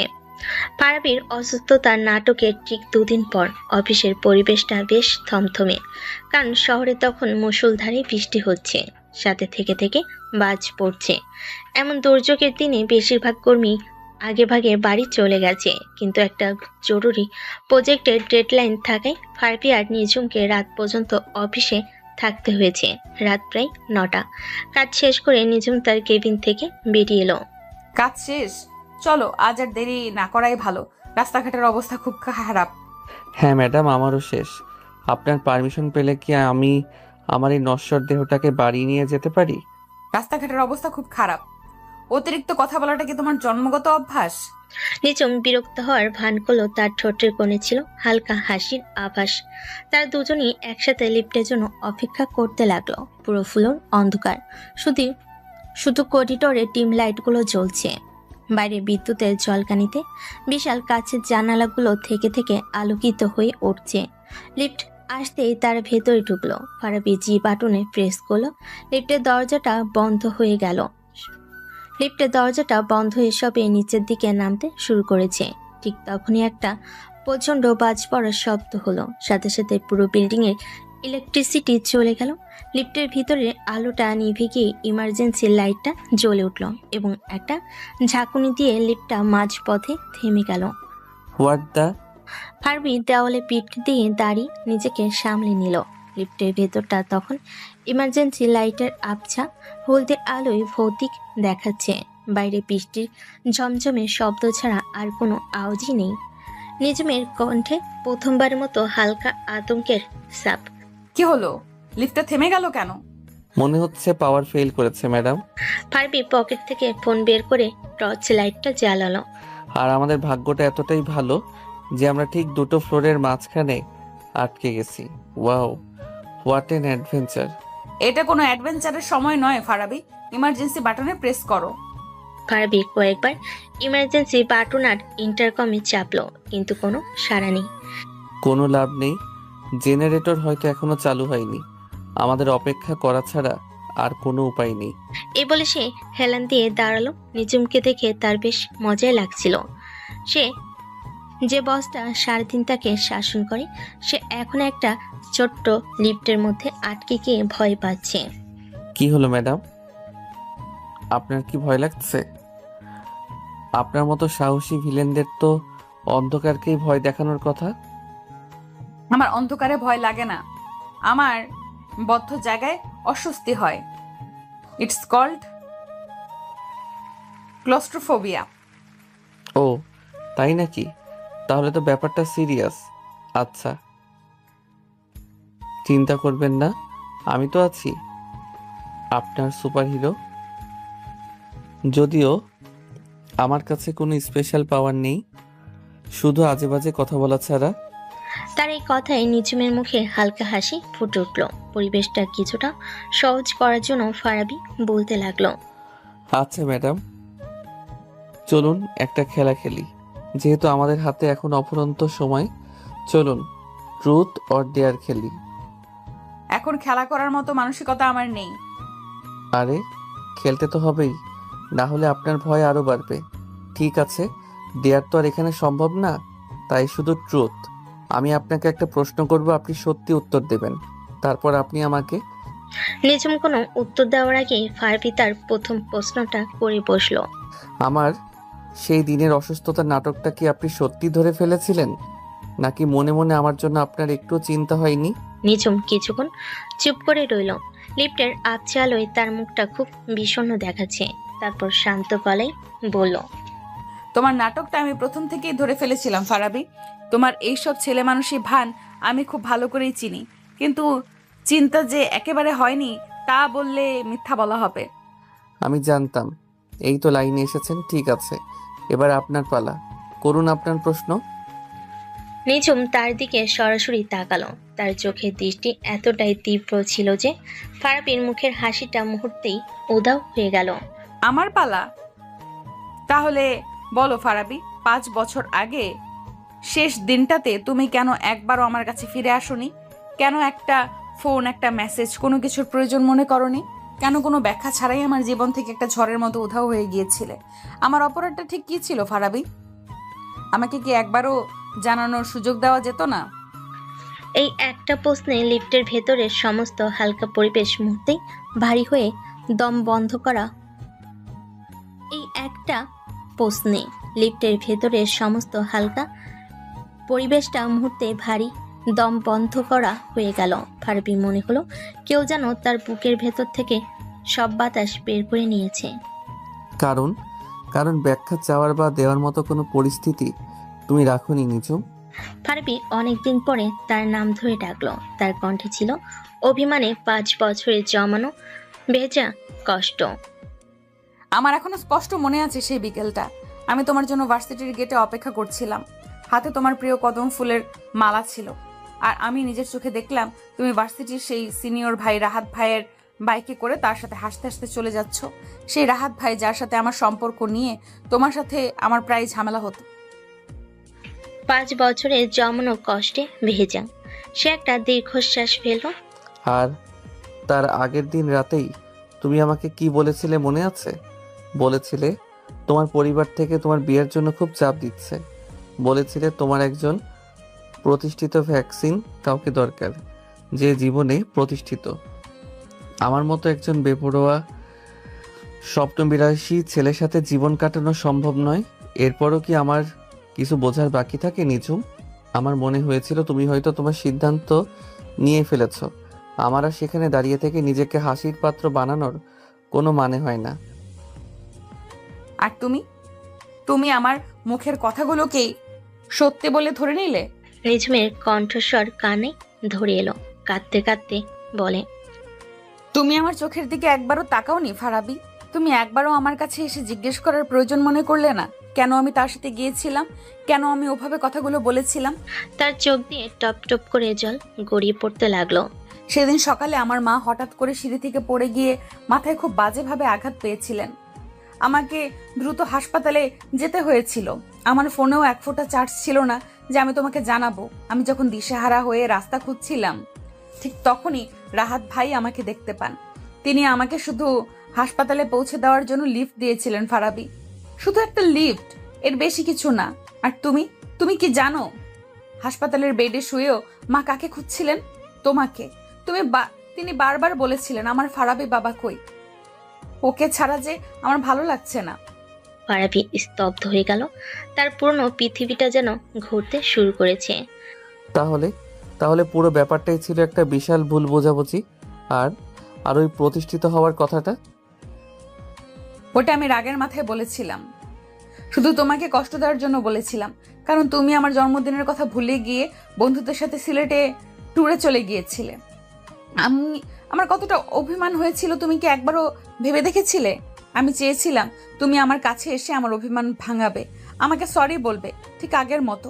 আমি তো ভাবতেও পারিনি তুমি আমার একটা রাগের কথাকে এত সিরিয়াসলি নিয়ে নেবে আর কোনো দিন আমার সাথে যোগাযোগই করবে না। আমি তোমাকে পরদিন সকালে ফোন করেছিলাম, নিঝুম, অনেকবার করেছিলাম, কিন্তু তোমার ফোনটা সারাদিন বন্ধ ছিল। কারণ আমি ফোনটা ইচ্ছে করে বন্ধ করে রেখেছিলাম। আমি ভেবেছিলাম ফোন বন্ধ দেখলে তুমি চিন্তা করবে, তুমি আমার বাসায় ছুটে আসবে। আমি সারা দিন দরজার দিকে তাকিয়ে তোমার জন্য অপেক্ষা করেছিলাম। ভেবেছিলাম এই বুঝি তুমি এলে। ভেবেছিলাম তুমি এসে আমাকে বকা দেবে, আমার সাথে ঝগড়া করবে, তারপর জড়িয়ে ধরে বলবে সরি আর কোনোদিন এমন হবে না। কিন্তু তুমি তুমি আসোনি ফারাবি, তুমি আর কোনোদিনও আসোনি। লিফটে সেই ছোট্ট অন্ধকার জায়গায় দুটো ভাঙা হৃদয় আজ 5 বছর পর তাদের ভুলের আর ইগোর তাদের জেদের মুখোমুখি হলো। এই 5টা বছরে তারা হয়তো জীবনের অনেক এগিয়ে গেছে, কিন্তু তাদের ভেতরটা যে এখনো সেই পুরনো ক্ষতটাই বয়ে বেড়াচ্ছে। তা আজ তারা দুজনেই বুঝতে পারলো। ফারাবি আর নিজেকে সামলাতে পারলো না। সে নিঝুমের কাছে গিয়ে 2 কাঁধে হাত রাখলো। তার নিজের চোখ দিয়েও জল গড়িয়ে পড়ছে। আমি আমি খুব বড় একটা ভুল করে ফেলেছি নিঝুম।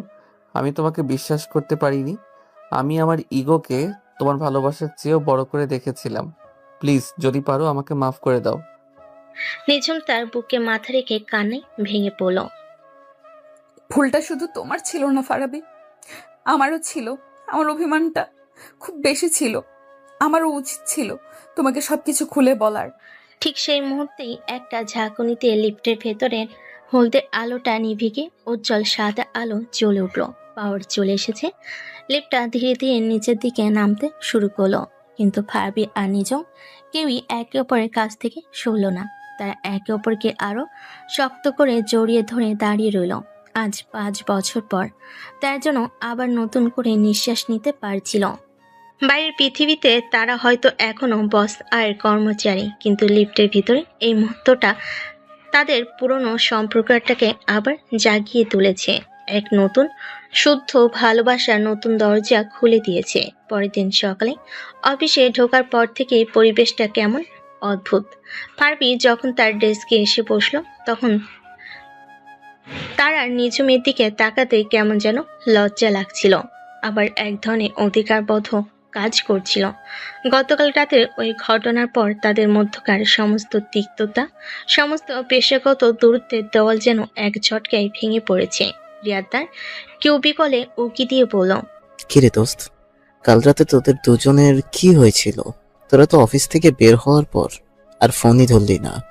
আর আজকে ম্যাডামের মুখটাও কেমন যেন মেঘ কেটে যাওয়া শরবতের আকাশের মতো পরিষ্কার লাগছে।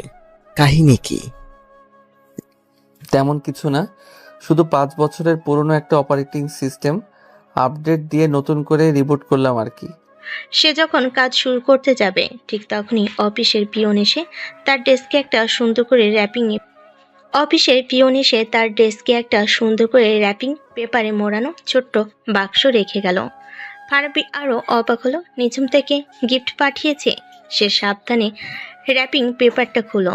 ভেতরে একটা ডামি ব্যান্ডের সুন্দর দেখতে কফির মগ, আর মগের ভেতরে একটা ভাঁজ করা চিরকুট। ফারাবি চিরকুটটা খুলল। ভেতরে নিঝুমে মুক্তার মতো হস্তাক্ষরে লেখা, কাল রাতের ঘটনার জন্য আমি দুঃখিত। আমারও তোমাকে বিশ্বাস করা উচিত ছিল। আর হ্যাঁ, এটা তোমার জন্য, যাতে ভবিষ্যতে তোমাকে আর আমার তেতো কফির মগে কফি খেতে না হয়। চিরকুটটা পরে ফারাবি ঠোঁটের কোণে এক চিলতে হাসি ফুটে উঠল। সে মগটা হাতে নিয়ে দেখল সেটার গায়ে খুব সুন্দর করে ডিজাইন করে লেখা, ওয়ার্ডস ও গেস্ট এমপ্লয়ি। বাহ, সরি বলার সাথেও খোঁচা মারাটা এখনো ছাড়তে পারিনি। সে উঠে দাঁড়িয়ে নিঝুমের কাছে কেবিনের দিকে তাকালো। নিঝুম তখন কাজ করার ভান করলো আর চোখে তাকিয়ে দেখছিল। ফারাবি মগটা উঁচিয়ে তাকে একটা স্যালুট জানায় এবং ইশারায় বোঝালো খুব পছন্দ হয়েছে। নিঝুমের মুখেও হালকা হাসির আভা ফুটে উঠল। ফারাবির মনে হলো, নিঝুম যখন এত সুন্দর করে সরি বলতে পারে, তাহলে আমি বা পিছিয়ে থাকবো কেন? আমাদের ভুলের পাল্লায় তো আমারই দোষটা বেশি ছিল। লাঞ্চের ঠিক আগে নিঝুম তার কেবিনে বসে একটা জরুরি ফাইল দেখছিল। হঠাৎ করে সে তার প্রিয় ডার্ক চকলেটের গন্ধ পেল। সে মুখ তুলে দেখল ফারাবি তার কেবিনে দাঁড়িয়ে আছে, তার হাতে একটা চকলেট বার। কি ব্যাপার ফারাবি, তুমি ভেতরে এলে কখন? নক করনি তো? কিছু কিছু সময় হৃদয়ের দরজা দিয়ে প্রবেশ করতে হয় ম্যাডাম, নক করে তো শুধু কর্মচারীরা, আমি তো। সে কথাটা শেষ না করেই থেমে গেল। তুমি কি? কিছু না, এই নিন চকলেট, এটা আপনার জন্য। কেন হঠাৎ চকলেট কেন? এটা আমার তরফ থেকে সরি বলার প্রথম কিস্তি। বাকি কিস্তিগুলো জলদি পেয়ে যাবেন। আশা করি এই মিষ্টি জিনিসটা খাওয়ার পর আপনার তেতো কথাগুলো যেন একটু মিষ্টি হয়ে যায়। এই বলে সে কোনো উত্তরের অপেক্ষা না করে কেবিন থেকে বেরিয়ে গেল। নিঝুম চকলেটের দিকে তাকিয়ে হাসল। পাগল একটা। এরপর থেকে তাদের মধ্যে শুরু হয়ে গেল এক অদ্ভুত মিষ্টি প্রতিযোগিতা। কে কাকে কত অভিনব উপায়ে সরি বলতে পারে। তাদের এই নীরব খেলাটা অফিসের আর কেউ না বুঝলো, তারা দুজনেই খুব উপভোগ করতে লাগলো। একদিন ফারাবি নিঝুমের ডেস্কের উপর একটা ছোট্ট টবে ক্যাকটাসের চারা রেখে একটা নোটে লিখে দিল, আমার কথাগুলো হয়তো মাঝে মাঝে এই ক্যাকটাসের কাটার মতোই ধারালো হয়, তার জন্য দুঃখিত। তো পরের দিন নিঝুমও ফারাবি ডেস্কের উপর একটা পাওয়ার ব্যাংক রেখে দিয়ে রিপ্লাই দিল, তোমার আইডিয়াগুলো ভাবতে ভাবতে তোমার ব্রেইনের চার্জ নিশ্চয়ই শেষ হয়ে যায়। তাই এই ছোট্ট উপহার। আর হ্যাঁ, আমার রাগটাও অনেকটা এই পাওয়ার ব্যাংকের মতোই, হুট করে গরম হয়ে গেলেও দিন শেষে তোমার জন্যই চার্জ থাকি। আরেকদিন ফারাবি দেখলো নিজুম কাজের চাপে লাঞ্চ করতে যেতেই ভুলে গেছে। সে চুপচাপ বাইরে থেকে তার প্রিয় খাবারগুলো অর্ডার করে এনে পিয়নের হাতে দিয়ে তার কেবিনে পাঠিয়ে দিল, সাথে চিরকুট। পেটে খালি বোমা নিয়ে তো আর যুদ্ধ করা যায় না বস, তাই আপনার জন্য রসদ পাঠিয়ে দিলাম, খেয়ে নিন। আপনার না হয় আবার আমার উপর গোলাবর্ষণ করবেন। তো তার জবাবে নিজুম বিকেলবেলা ফারাবির জন্য কফি বানিয়ে পাঠিয়ে দিয়ে একটা ছোট্ট নোটে লিখলো, তোমার চেয়ে বেশি আমি দোষী ছিলাম। তোমাকে এতগুলো বছর কষ্ট দেওয়ার জন্য এই একটা কাপ কফি হয়তো যথেষ্ট নয়, কিন্তু শুরুটা তো করা যেতেই পারে, তাই না? তাদের এই খুনসুটি, এই নীরব সরি বলার প্রতিযোগিতা ধীরে ধীরে তাদের 5 বছরের দূরত্বটাকে মুছে দিয়েছিল। তারা আবার নতুন করে একে অপরকে আবিষ্কার করছিল, নতুন করে একে অপরের প্রেমে পড়ছিল। অফিসের সহকর্মীরা তাদের এই অদ্ভুত পরিবর্তন দেখে অবাক হচ্ছিল। যে বস আর কর্মচারীর মধ্যে সারাক্ষণ ঠাডা লড়াই চলতো, তাদের মধ্যে এখন এমন মিষ্টি বোঝাপড়া। রিয়াদ একদিন ফারাবিকে জিজ্ঞেস করেই বসলো, দোস্ত, কাহিনীটা কি বলতো? ম্যাডামের সাথে তোর কি সোলা হয়ে গেছে নাকি? আজকাল তো দেখি তোদের মধ্যে শুধু উপহার চলাচলই হয়। ফারাবি তার নতুন কফি মগে চুমুক দিতে দিতে একটা রহস্যময় হাসি হেসে বলল, খেয়ে নিন, তারপর না হয় আবার আমার উপর গোলাবর্ষণ করবেন। আর এটা সংশোধন নয় বন্ধু, এটা হলো যুদ্ধের নতুন স্ট্র্যাটেজি। একে বলে ভালোবাসার স্নায়ুযুদ্ধ। এভাবেই খুনসুটির মাধ্যমে আরো কেটে গেল 2 সপ্তাহ। আজ তারা কোম্পানি থেকে যাচ্ছে কক্সবাজার ট্যুরে। এক্সকিউজ মি ম্যাডাম, আপনার পারমিশন ছাড়া কি আমি আপনার পাশের সিটটাতে বসতে পারি, নাকি এখানে বসার জন্যেও আমাকে আলাদা করে অ্যাপয়েন্টমেন্ট নিতে হবে? কক্সবাজারগামী এসি বাসের ভেতরটা অফিসের সহকর্মীদের হই হুল্লোড়ে মুখরিত। সবাই নিজেদের মতো করে সিট দখল করে আড্ডায় মেতেছে। নিজম জানালার পাশে একটা সিটে বসে হেডফোনে গান শুনছিল, বাইরের জগতের সাথে যোগাযোগ প্রায় বিচ্ছিন্ন করে। ঠিক তখনই ফারাবির কণ্ঠস্বর এসে বাস্তবে ফিরল। সে হেডফোনটা খুলে ফারাবির দিকে তাকিয়ে ভুরু কুঁচকে বলল, পুরো বাস খালি পড়ে আছে, তুমি বসার জন্য আর কোনো জায়গা খুঁজে পেলে না? ফারাবি তার পাশের সিটে বসে পড়ল। পেয়েছি তো, কিন্তু আমার মন বলল সবচেয়ে নিরাপদ জায়গাটা হলো আমার বসের পাশে। কারণ বাস যদি হাইজ্যাকও হয়ে যায়, আমি জানি আপনি আপনার রাগী চোখের দৃষ্টি দিয়ে ডাকাতদের ভস্ম করে দেবেন। অতিরিক্ত কথা বলা শেষ হলে একটু চুপ করবে? আমি গান শুনবো। কি গান শুনছেন শুনি? ফারাবি তার কানের কাছ থেকে একটা এয়ারপড খুলে নিজের কানে লাগিয়ে দিল। হোয়াট? আপনি এখনো রবীন্দ্রসঙ্গীত শোনেন? আমারও পরানো যাহা চাই। সিরিয়াসলি ম্যাডাম, আপনার ব্যক্তিত্বের সাথে তো হেভি মেটাল বা রক টাইপের গান যাওয়া উচিত ছিল, যেখানে থাকবে শুধু চিৎকার আর হাহাকার। নিজম রেগে গিয়ে এয়ারপডটা কেড়ে নিল। তোমার সমস্যাটা কি বলো তো? আমার যা ইচ্ছে আমি তাই শুনবো, তাতে তোমার কি? আমার তো অনেক কিছু, কারণ এই গানটা শুনলেই আমার সেই দিনগুলোর কথা মনে পড়ে যায়। মনে আছে ভার্সিটির 21শে ফেব্রুয়ারি অনুষ্ঠানে আপনি এই গানটা গেয়েছিলেন? সেদিনই তো আমি প্রথম আপনার প্রেমে পড়েছিলাম, যদিও তখনও জানতাম না আপনার সুন্দর গলার পেছনে একটা আগ্নেয়গিরি লুকিয়ে আছে। ফারাবি এই সরাসরি কথায় নিজমের মুখটা লাল হয়ে গেল। সে কোনো উত্তর না দিয়ে চুপচাপ জানালার বাইরে তাকিয়ে রইল। কক্সবাজারে পৌঁছানোর পর থেকে ফারাবি আর নিজম যেন আঠার মতো একে অপরের সাথে লেগে রইল। টিম মিটিং, গ্রুপ অ্যাক্টিভিটি, সব জায়গায় তারা একসাথে। তাদের এই পরিবর্তনটা অফিসের আর কারো চোখ এড়ালো না। রিয়াদ ফারাবিকে একপাশে ডেকে নিয়ে জিজ্ঞেস করল, দোস্ত, কাহিনীটা কি বলতো? তোরা কি সত্যি সত্যি প্রেম করছিস? ম্যাডাম তোকে ছাড়া এক মুহূর্ত চলছে না, আর তুইও তার লেজ ধরে ঘুরছিস। আরে এটা প্রেম নয় দোস্ত, এটা হলো বস ম্যানেজমেন্ট স্ট্র্যাটেজি। বসকে সবসময় চোখে চোখে রাখতে হয়, কখন তার মেজাজ বিগড়ে যায় আর আমার চাকরিটা টুপ করে খসে পড়ে, তার কোনো গ্যারান্টি আছে? বিকেলে যখন সবাই বিচে নেমে হুল্লোড় করছে, তখন ফারাবি আর নিজম ভিড় থেকে কিছুটা দূরে বালির উপর দিয়ে পাশাপাশি হাঁটছিল। পরন্ত বিকেলের নরম আলোয় সমুদ্রের ঢেউগুলো সোনালি রং ধারণ করেছে। নিজম তার উড়ন্ত চুলগুলো সামলাতে সামলাতে আনমনে শান্ত গলায় বলল, সমুদ্রটা সুন্দর, তাই না? খুব সুন্দর। তবে আমার মনে হয় কিছু জিনিস সমুদ্রের চেয়েও বেশি গভীর আর বেশি রহস্যময়। যেমন? ফারাবি তার দিকে ফিরে একটা দুষ্ট হাসি দিয়ে বলল, যেমন আপনার মন ম্যাডাম, যার গভীরে কি লুকিয়ে আছে তা হয়তো টাইটানিকের ধ্বংসাবশেষ খুঁজে বের করে ডুবুরিরাও খুঁজে পাবে না। আপনার মনে এখনো আমার জন্য কোনো জায়গা আছে, নাকি সেটা অফিসের ফাইলের নিচে চাপা পড়ে গেছে? আবারও ফাজলামি শুরু করলে? নিঝুম তার দিকে এমনভাবে তাকালো যেন এখনই বকা দেবে, কিন্তু পরক্ষণেই তার গলার স্বর নরম হয়ে এলো। আর হ্যাঁ, এখানেও আপনি ম্যাডাম বলার কোনো দরকার আছে? আশেপাশে আর অফিসের কেউ নেই যে। আরে অভ্যাস হয়ে গেছে তো। সকালে ঘুম থেকে উঠে আজকাল মায়ের বদলে আপনাকে গুড মর্নিং ম্যাডাম বলে ফেলি প্রায়। আমার তো ভয় হচ্ছে বিয়ের পর নিজের বউকেও আবার ম্যাডাম বলে ডেকে না ফেলি। অতিরিক্ত কথা বলবে না। নিঝুম হাসার চেষ্টা করে বলল, যদিও তার গাল দুটো লজ্জায় লাল হয়ে গেছে। এখানে আমরা বস বা কর্মচারী নই, এখানে আমরা শুধু আমরা। ফারাবি তার দিকে ঝুঁকে এসে জিজ্ঞেস করলো, আমরা? আমরা শব্দটার মানে কি? আমি সেটাই ধরে নিতে পারি যা আমি গত 5 বছর ধরে ভাবতে চেয়েও পারিনি। এখনো যদি বুঝতে না পারো তাহলে বুঝতে হবে তোমার মাথায় শুধু গোবরই ভরা।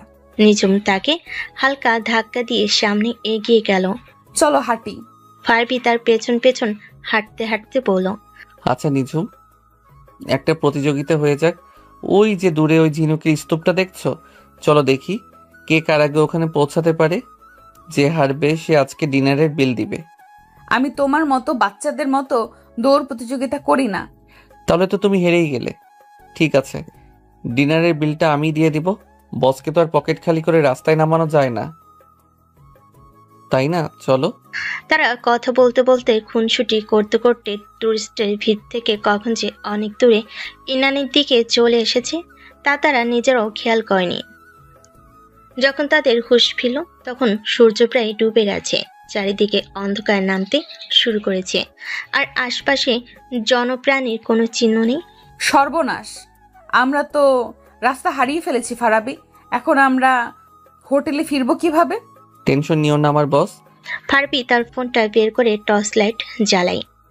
তোমার এই কর্মচারী থাকতে তোমার কোনো চিন্তা নেই। আমি তো আছি, তোমার পার্সোনাল জিপিএস। যদিও আমার নিজেরই ঠিকানার কোনো ঠিকানা নেই। কিন্তু কিছুক্ষণ হাঁটার পর যখন তারা কোনো রাস্তা খুঁজে পেল না তখন ফারাবিও কিছুটা চিন্তিত হয়ে পড়ল।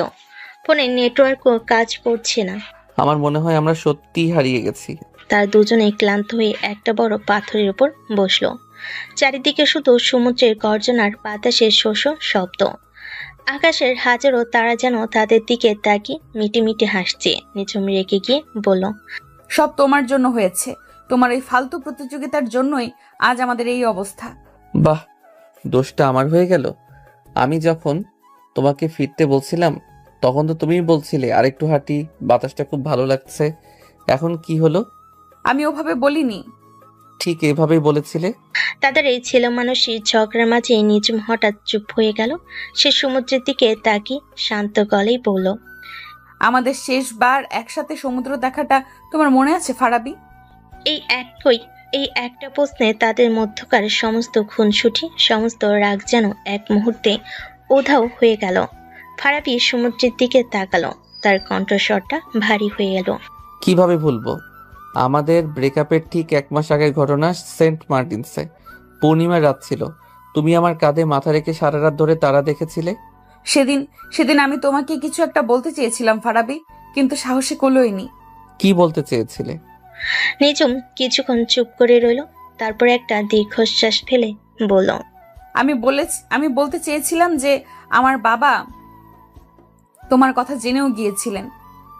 তিনি তোমাকে একবারও না দেখেই, তোমার সম্পর্কে না জেনেই তোমাকে রিজেক্ট করে দিয়েছিলেন। তিনি বলেছিলেন তার মেয়ের জন্য তিনি একজন প্রতিষ্ঠিত সম্ভ্রান্ত পরিবারের ছেলে চান, তোমার মতো একজন সাধারণ মধ্যবিত্ত পরিবারের ছেলে নয়, যে কিনা সারা দিন শুধু স্বপ্ন দেখে বেড়ায়।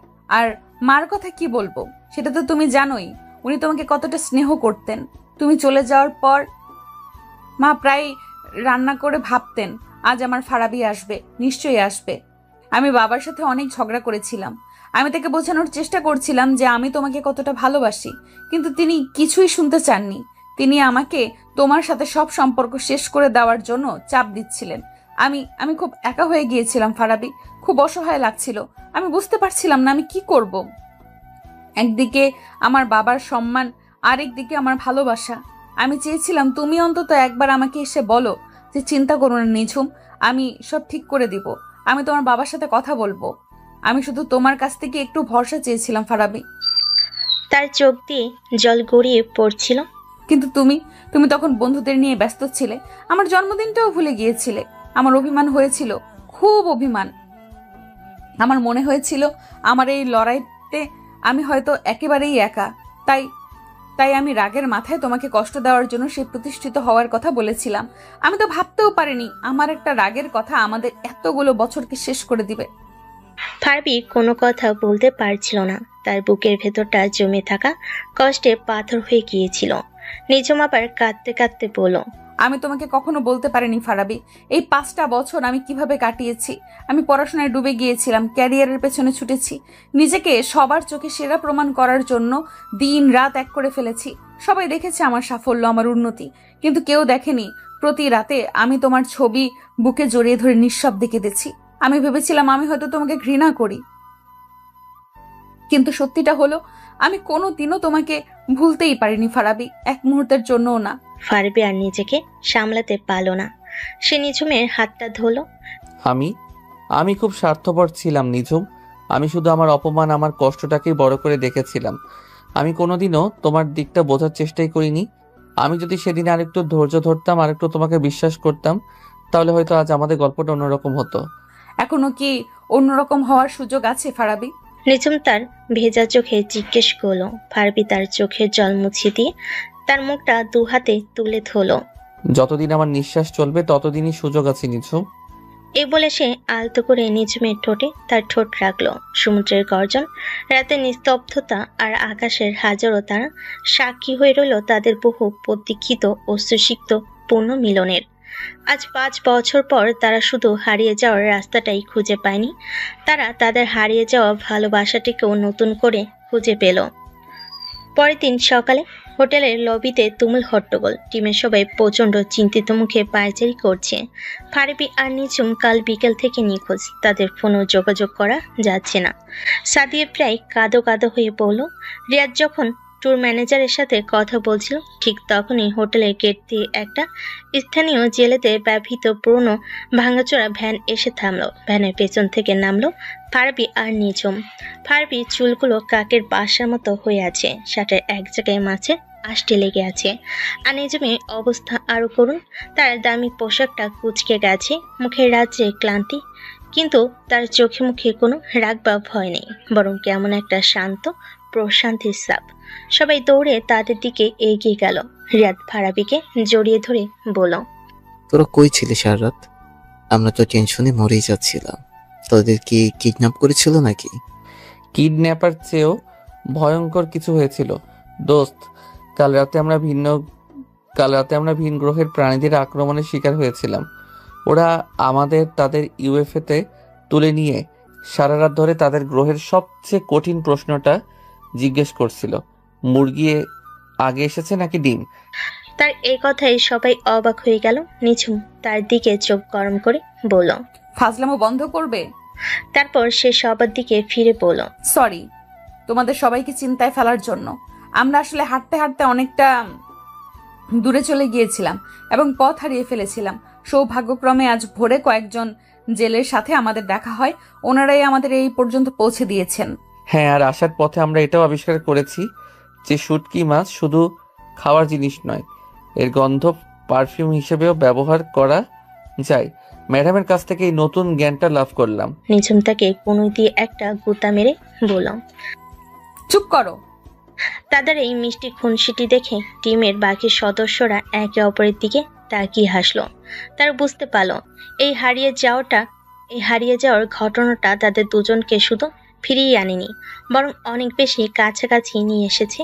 ট্রুথ থেকে ঢাকায় ফেরার পর অফিসের পরিবেশটা পুরোপুরি বদলে গেল।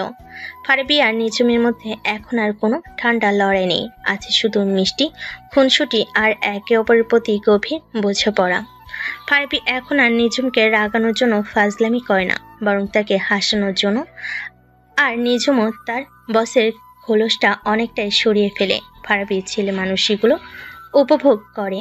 কিন্তু তাদের এই সুখ বেশি দিন স্থায়ী হলো না। এজেন্সি এক্স এর কমপ্লেনটা মার্কেটে আসার পর থেকে ব্যাপক সাফল্য পায়। কোম্পানির ইতিহাসে এটা ছিল অন্যতম সেরা ক্যাম্পেইন। সাফল্যের পুরো কৃতিত্বটাই ছিল ফারাবি, কিন্তু কোম্পানি ম্যানেজমেন্ট, বিশেষ করে সিওর সম্বন্ধী মার্কেটিং হেড মিস্টার জামান এই সাফল্যটা ঠিক মেনে নিতে পারছিলেন না। তিনি প্রথম থেকেই ফারাবিকে পছন্দ করতেন না। একদিন কোম্পানি মান্থলি পারফরমেন্স রিভিউ মিটিংয়ে সিও মিস্টার করিম ক্যাম্পেইনটার সাফল্যের জন্য পুরো টিমকে অভিনন্দন জানালেন। এই কথা শোনার সাথে সাথে ফারাবির মুখটা ফ্যাকাশে হয়ে গেল। পুরো ক্যাম্পেইনটার আইডিয়া থেকে শুরু করে এক্সিকিউশন পর্যন্ত সবকিছু তো সে একা করেছে। আর আজ তার নামটাই নেওয়া হলো না। মিস্টার জামান, যিনি এই প্রজেক্টের কোনো খবরই রাখেনি, তিনি সব ক্রেডিট নিয়ে নিলেন। ফারাবি অপমানিত বিধ্বস্ত বোধ করছিল। সে একবার নিঝুমের দিকে তাকালো। নিঝুমের মুখও রাগে লাল হয়ে গেছে। মিটিং শেষে ফারাবি যখন হতাশ হয়ে নিজের ডেস্কে বসে আছে, তখন নিঝুম তার কেবিনে তাকে ডেকে পাঠালো। আমি খুব দুঃখিত ফারাবি, আমি ভাবতেও পারিনি জামান সাহেব এতটা নিচে নামতে পারেন। তুমি চিন্তা করো না, আমি বাদ দাও নিচুম, এটাই হয়তো নিয়ম। আমাদের মতো সাধারণ কর্মচারীদের কাজ হলো শুধু পরিশ্রম করে যাওয়া, আর ক্রেডিটগুলো বড় স্যারদের পকেটে যায়। নতুন কিছু নয়, আমি হাল ছেড়ে দিয়েছি। কে বলেছে তোমাকে হাল ছাড়তে? নিঝুমের কণ্ঠস্বর হঠাৎ করে কঠিন হয়ে গেল। তুমি হাল ছাড়তে পারো, কিন্তু আমি ছাড়বো না। এটা শুধু তোমার লড়াই নয়, এটা এখন আমারও লড়াই। তুমি শুধু চুপ করে বসে দেখো আমি কি করি। পরদিন সকালে নিঝুম সরাসরি সিও মিস্টার করিমের রুমে ঢুকলো। মিস্টার করিম, আমি আপনার সাথে এনার্জি এক্স ক্যাম্পেইনটা নিয়ে কিছু কথা বলতে এসেছি। এক্সকিউজ মি স্যার, আমি হয়তো আপনার কথার সাথে একমত হতে পারলাম না। এই ক্যাম্পেইনের আইডিয়া, কনসেপ্ট, ট্যাগলাইন, এমনকি এর এক্সিকিউশনের প্রতিটি ধাপের পেছনে মূল মস্তিষ্কটা মিস্টার জামানের নয়, বরং আমার টিমের একজন কপিরাইটার ফারাবি আহমেদের। আমি সত্যিটা বলতে চাইছি স্যার। মিস্টার করিমের মুখের হাসিটা মিলিয়ে গেল। নিঝুম তার সামনে কিছু কাগজপত্র রাখলো। এটা হলো ক্যাম্পেইনের প্রথম ড্রাফট, যেটা ফারাবি তৈরি করেছিল। আর এটা হলো আমাদের দুজনের মধ্যকার ইমেল চালাচালি, যেখানে প্রতিটা ধাপ নিয়ে আলোচনা করা হয়েছে। আপনি যদি একটু কষ্ট করে দেখেন তাহলে বুঝতে পারবেন এই প্রজেক্টে মিস্টার জামানের অবদান শূন্য। মিস্টার করিম ফাইলগুলো দেখতে লাগলেন। তার কপালে চিন্তার ভাঁজ। আমি বুঝতে পারছি স্যার, কিন্তু আপনি এই কোম্পানির সিইও। আপনার কাছে আত্মীয়তার চেয়েও কোম্পানির স্বার্থ এবং একজন যোগ্য কর্মীর সম্মান অনেক বেশি গুরুত্বপূর্ণ হওয়া উচিত। আপনি যদি আজ ফারাবির মতো একজন ট্যালেন্টেড কর্মীকে তার প্রাপ্য সম্মান না দেন, তাহলে ভবিষ্যতে হয়তো অন্য কোনো ট্যালেন্টেড কর্মী এই কোম্পানিতে কাজ করার আগ্রহই হারিয়ে ফেলবে। সে উঠে দাঁড়িয়ে শেষ কথাটা বলল। আমি আমার টিমের সবচেয়ে মেধাবী সদস্যদের সাথে কোনো রকম অবিচার হতে দেব না। যদি এর জন্য আমাকে আমার চাকরিটাও ছাড়তে হয়, আমি রাজি। এখন সিদ্ধান্ত আপনার।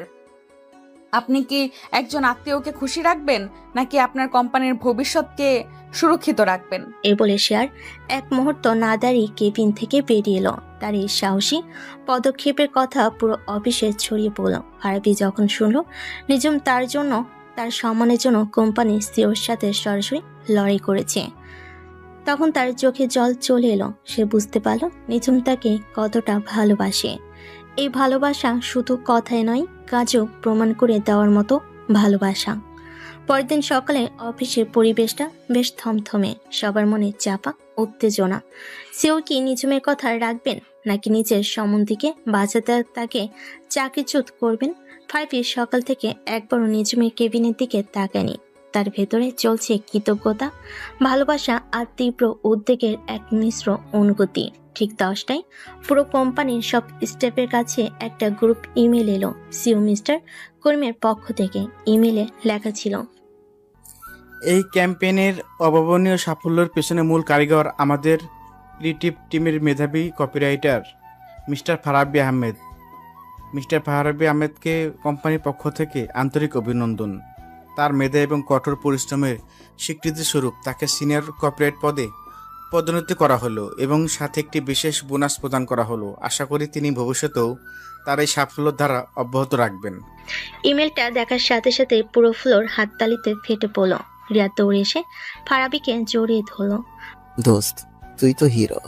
Hero, congratulations. ফারাবি তখনও স্ক্রিনের দিকে তাকিয়ে আছে। তার চোখ দুটো ভিজে উঠেছে। সে হাততালির শব্দে চেয়েও বেশি করে শুনতে পাচ্ছিল অন্য কিছু। নিজমের সাহসের গল্প, তার ভালোবাসার প্রতিদানের গল্প। সে মুখ তুলে নিজমের কাছে কেবিনের দিকে তাকালো। নিজমও তার দিকে তাকিয়েছিল। তার মুখে ছিল এক প্রশান্তির হাসি। সে হাসিতে ফারাবি খুঁজে পেল তার জীবনের সবচেয়ে বড় পুরস্কার। সেই সন্ধ্যায় অফিস শেষে ফারাবি যখন বের হচ্ছে তখন নিঝুম তাকে ডাকলো। ফারাবি দাঁড়াও, তোমার সাথে আমার কথা ছিল। বলো। আজ রাতে তোমার কোনো কাজ আছে? না, কেন? মা তোমাকে দেখতে চেয়েছেন। আজ সকালে মা ফোন করেছিলেন, তিনি তোমার খবর শুনেছেন, তিনি একবার তোমাকে দেখতে চান। তুমি কি আমাদের বাসায় আসবে? সে অপ্রত্যাশিত প্রস্তাবে ফারাবি চমকে গেল। নিঝুমের মা, যাকে সে খালাম্মা বলে ডাকতো, তিনি তাকে খুব স্নেহ করতেন। সেই দুর্ঘটনার রাতে নিঝুমের মুখে সে শুনেছিল তিনি অসুস্থ অবস্থায়ও তার খোঁজ করেছিলেন। অবশ্যই যাব। আমি তো নিজেই খালাম্মার সাথে দেখা করার কথা ভাবছিলাম। তিনি এখন কেমন আছেন? অনেক ভালো। চলো আমার সাথেই চলো তাহলে। নিঝুমের বাসাটা আগের মতোই আছে, সিমসাম গোছানো। ফারাবি ড্রয়িং রুমে ঢুকেই ভেতর থেকে নিঝুমের মা মিসেস আনোয়ারা প্রায় দৌড়ে বেরিয়ে এলেন। তিনি ফারাবির মাথায় গালে হাত বুলিয়ে দিতে দিতে কান্নায় ভেঙে পড়লেন। ফারাবি তার পা ছুঁয়ে সালাম করলো। তিনি রান্নাঘরে যাওয়ার পর নিঝুম ফারাবির পাশে এসে বসলো। অনেকক্ষণ গল্প আর আড্ডার পর মিসেস আনোয়ারা যখন ঘুমাতে গেলেন তখন রাত প্রায় 11টা। নিঝুম ফারাবিকে নিয়ে তার নিজের ঘরে এলো। ঘরটা আগের মতোই আছে, বই সেলফ, পরের টেবিল, দেওয়ালে সাঁটানো পোস্টার, সবকিছু যেন সময়ের সাথে থেমে আছে। মা তোমাকে খুব ভালোবাসেন ফারাবি। এই 5 বছরে এমন একটা দিনও যায়নি যেদিন তিনি তোমার কথা বলেননি। তোমাকে একটা জিনিস দেখানোর জন্য এখানে নিয়ে এসেছি। নিঝুম তার পরের টেবিলের ড্রয়ারটা খুলো।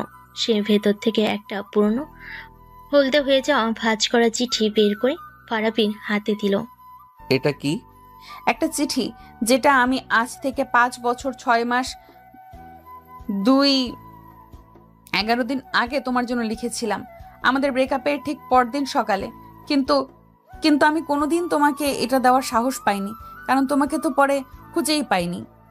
ফারাবি অবাক হয়ে চিঠিটার দিকে তাকিয়ে রইল। সে সাবধানে ভাঁজ খুলল। ভেতরটা নিঝুমে সেই পরিচিত মুক্তর মতো হস্তাক্ষরে লেখা। প্রিয় ফারাবি, প্রিয় লিখলাম কারণ তুমি ছাড়া আর কাউকে এই শব্দটা বলার অধিকার আমি কোনোদিন দিতে পারবো না। জানি না এই চিঠিটা কোনোদিন তোমার হাতে পৌঁছাবে কিনা। হয়তো পৌঁছাবে না, হয়তো এটা আমার ড্রয়ারের কোনায় পড়েই থাকবে আমার না বলা কথাগুলোর মতো। কাল রাতটা ছিল আমার জীবনের সবচেয়ে ভয়ঙ্কর রাত। তুমি যখন ফোনটা কেটে দিলে তখন আমার মনে হয়েছিল আমার পৃথিবীটা বুঝি শেষ হয়ে গেল।